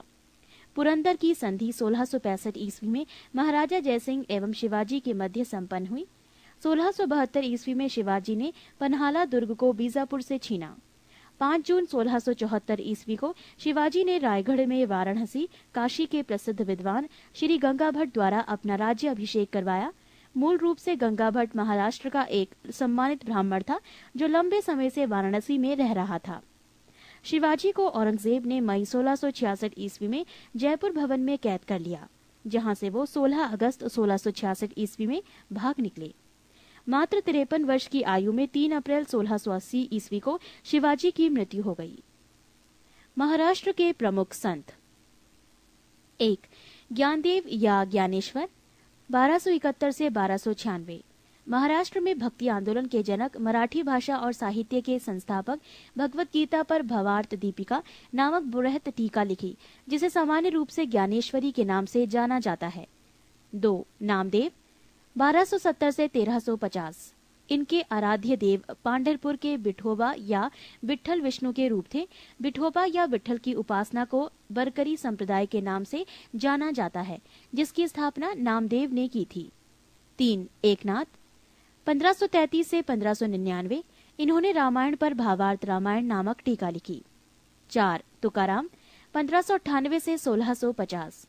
इन्होंने भक्तिपरक कविताएं लिखी, जिन्हें अम्भग कहा जाता है। ये अभंग भक्तिपरक काव्य के ज्योति पुंज हैं। 5. रामदास 1608 से 1681। महाराष्ट्र के अंतिम महान संत कवि। दशबोध उनकी रचनाओं और उपदेशों का संकलन है। पृष्ठ 58। शिवाजी के मंत्रिमंडल को अष्टप्रधान कहा जाता था। अष्टप्रधान में पेशवा का पद सर्वाधिक महत्वपूर्ण एवं सम्मान का होता था। अष्टप्रधान में निम्न पद थे। 1. पेशवा प्रधानमंत्री, राज्य का प्रशासन एवं अर्थव्यवस्था की देखरेख। 2. सरी ए नौबत सेनापति, सैन्य प्रधान। 3. अमात्य राजस्व मंत्री, आय व्यय का लेखा जोखा। 4. वाक्या नवीस, सूचना गुप्तचर एवं संधि विग्रह के विभागों का अध्यक्ष। 5. चिटनिस, राजकीय पत्रों को पढ़कर उसकी भाषा शैली को देखना। 6. सुमंत, विदेश मंत्री। 7. पंडित राव, धार्मिक कार्यों के लिए तिथि का निर्धारण। 8. न्यायाधीश, न्याय विभाग का प्रधान। शिवाजी ने दरबार में मराठी को भाषा के रूप में प्रयोग किया। शिवाजी की सेना 3 महत्वपूर्ण भागों में विभक्त थी। 1. पागा सेना, नियमित घुड़सवार सैनिक। 2. सिहलदार, अस्थायी घुड़सवार सैनिक। 3. पैदल सेना।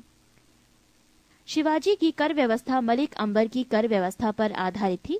शिवाजी ने रस्सी द्वारा माप की व्यवस्था के स्थान पर काठी एवं मानक छड़ी के प्रयोग को आरंभ किया। शिवाजी के समय कुल उपज का 33% भाग राजस्व के रूप में वसूला जाता था, जो बढ़कर 40% हो गया था। चौथ एवं सरदेश मुखी नामक कर शिवाजी के द्वारा लगाया गया। चौथ किसी एक क्षेत्र को बर्बाद न करने के बदले दी जाने वाली रकम को कहा गया है। सरदेश मुखी, इसके हक का दावा करके शिवाजी स्वयं को सर्वश्रेष्ठ देशमुख प्रस्तुत करना चाहते थे। शिवाजी ने किले की सुरक्षा के लिए नियुक्त अधिकारी। हवलदार, किले की आंतरिक व्यवस्था की देखरेख। सरैनोबत, किले की सेना का नेतृत्व। सवनिस, किले की अर्थव्यवस्था, पत्र व्यवहार एवं भंडार की देखरेख। शिवाजी के उत्तराधिकारी। शिवाजी का उत्तराधिकारी संभाजी था। संभाजी ने उज्जैन के हिंदी एवं संस्कृत के प्रकांड विद्वान कवि कलश को अपना सलाहकार नियुक्त किया।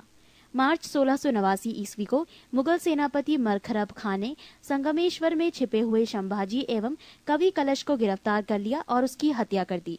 संभाजी के बाद 1689 ईस्वी में राजाराम को नए छत्रपति के रूप में राज्य अभिषेक किया गया। राजाराम ने अपनी दूसरी राजधानी सतारा को बनाया। राजाराम मुगलों से संघर्ष करता हुआ 1700 ईस्वी में मारा गया। राजाराम की मृत्यु के बाद उसकी विधवा पत्नी ताराबाई अपने 4 वर्षीय पुत्र शिवाजी द्वितीय का राज्याभिषेक करवाकर मराठा साम्राज्य की वास्तविक संरक्षिका बन गई। 1707 ईस्वी में औरंगजेब की मृत्यु के बाद संभाजी के पुत्र साहू, जो औरंगजेब के कब्जे में थे, भोपाल के निकट के मुगल शिविर से वापस महाराष्ट्र आया। साहू एवं ताराबाई के बीच 1707 ईस्वी में खेड़ा का युद्ध हुआ, जिसमें साहू विजयी हुआ।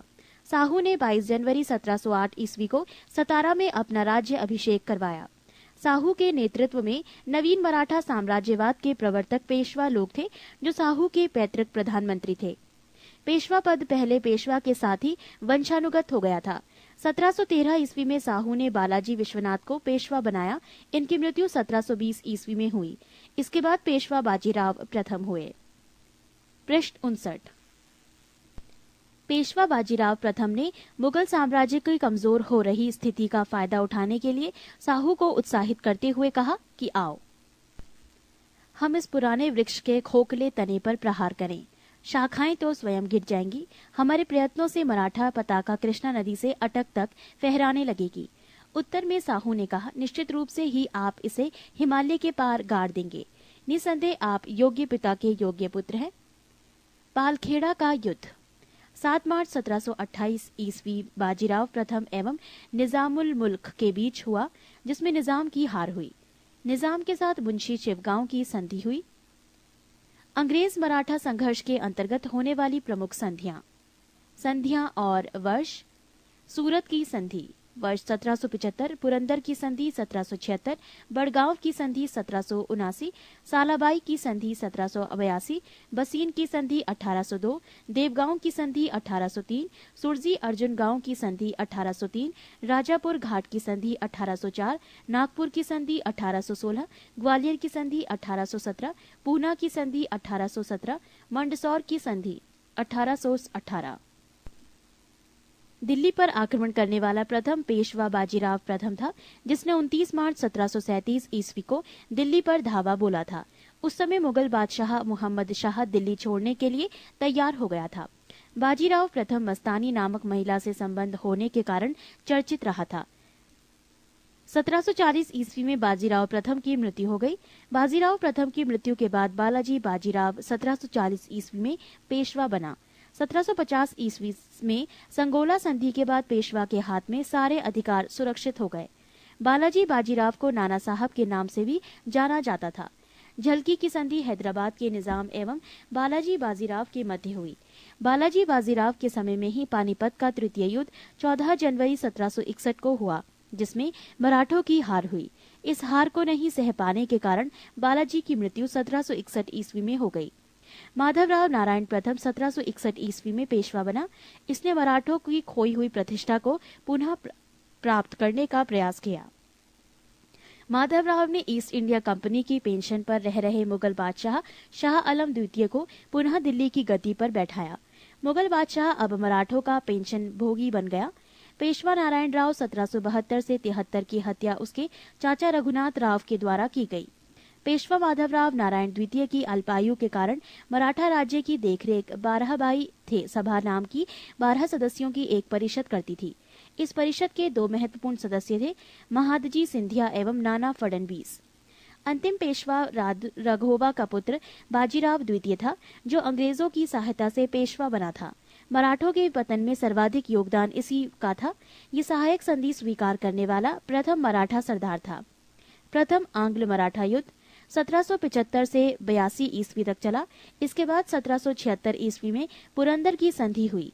इसके तहत कंपनी ने रघुनाथ राव के समर्थन को वापस ले लिया। द्वितीय आंग्ला मराठा युद्ध 1803 से 1805 ईस्वी में हुआ। इसमें भोसले नागपुर ने अंग्रेजों को चुनौती दी। इसके फलस्वरूप 7 सितंबर 1803 ईस्वी को देवगांव की संधि हुई। तृतीय आंग्ला मराठा युद्ध 1816 से 1818 ईस्वी में हुआ।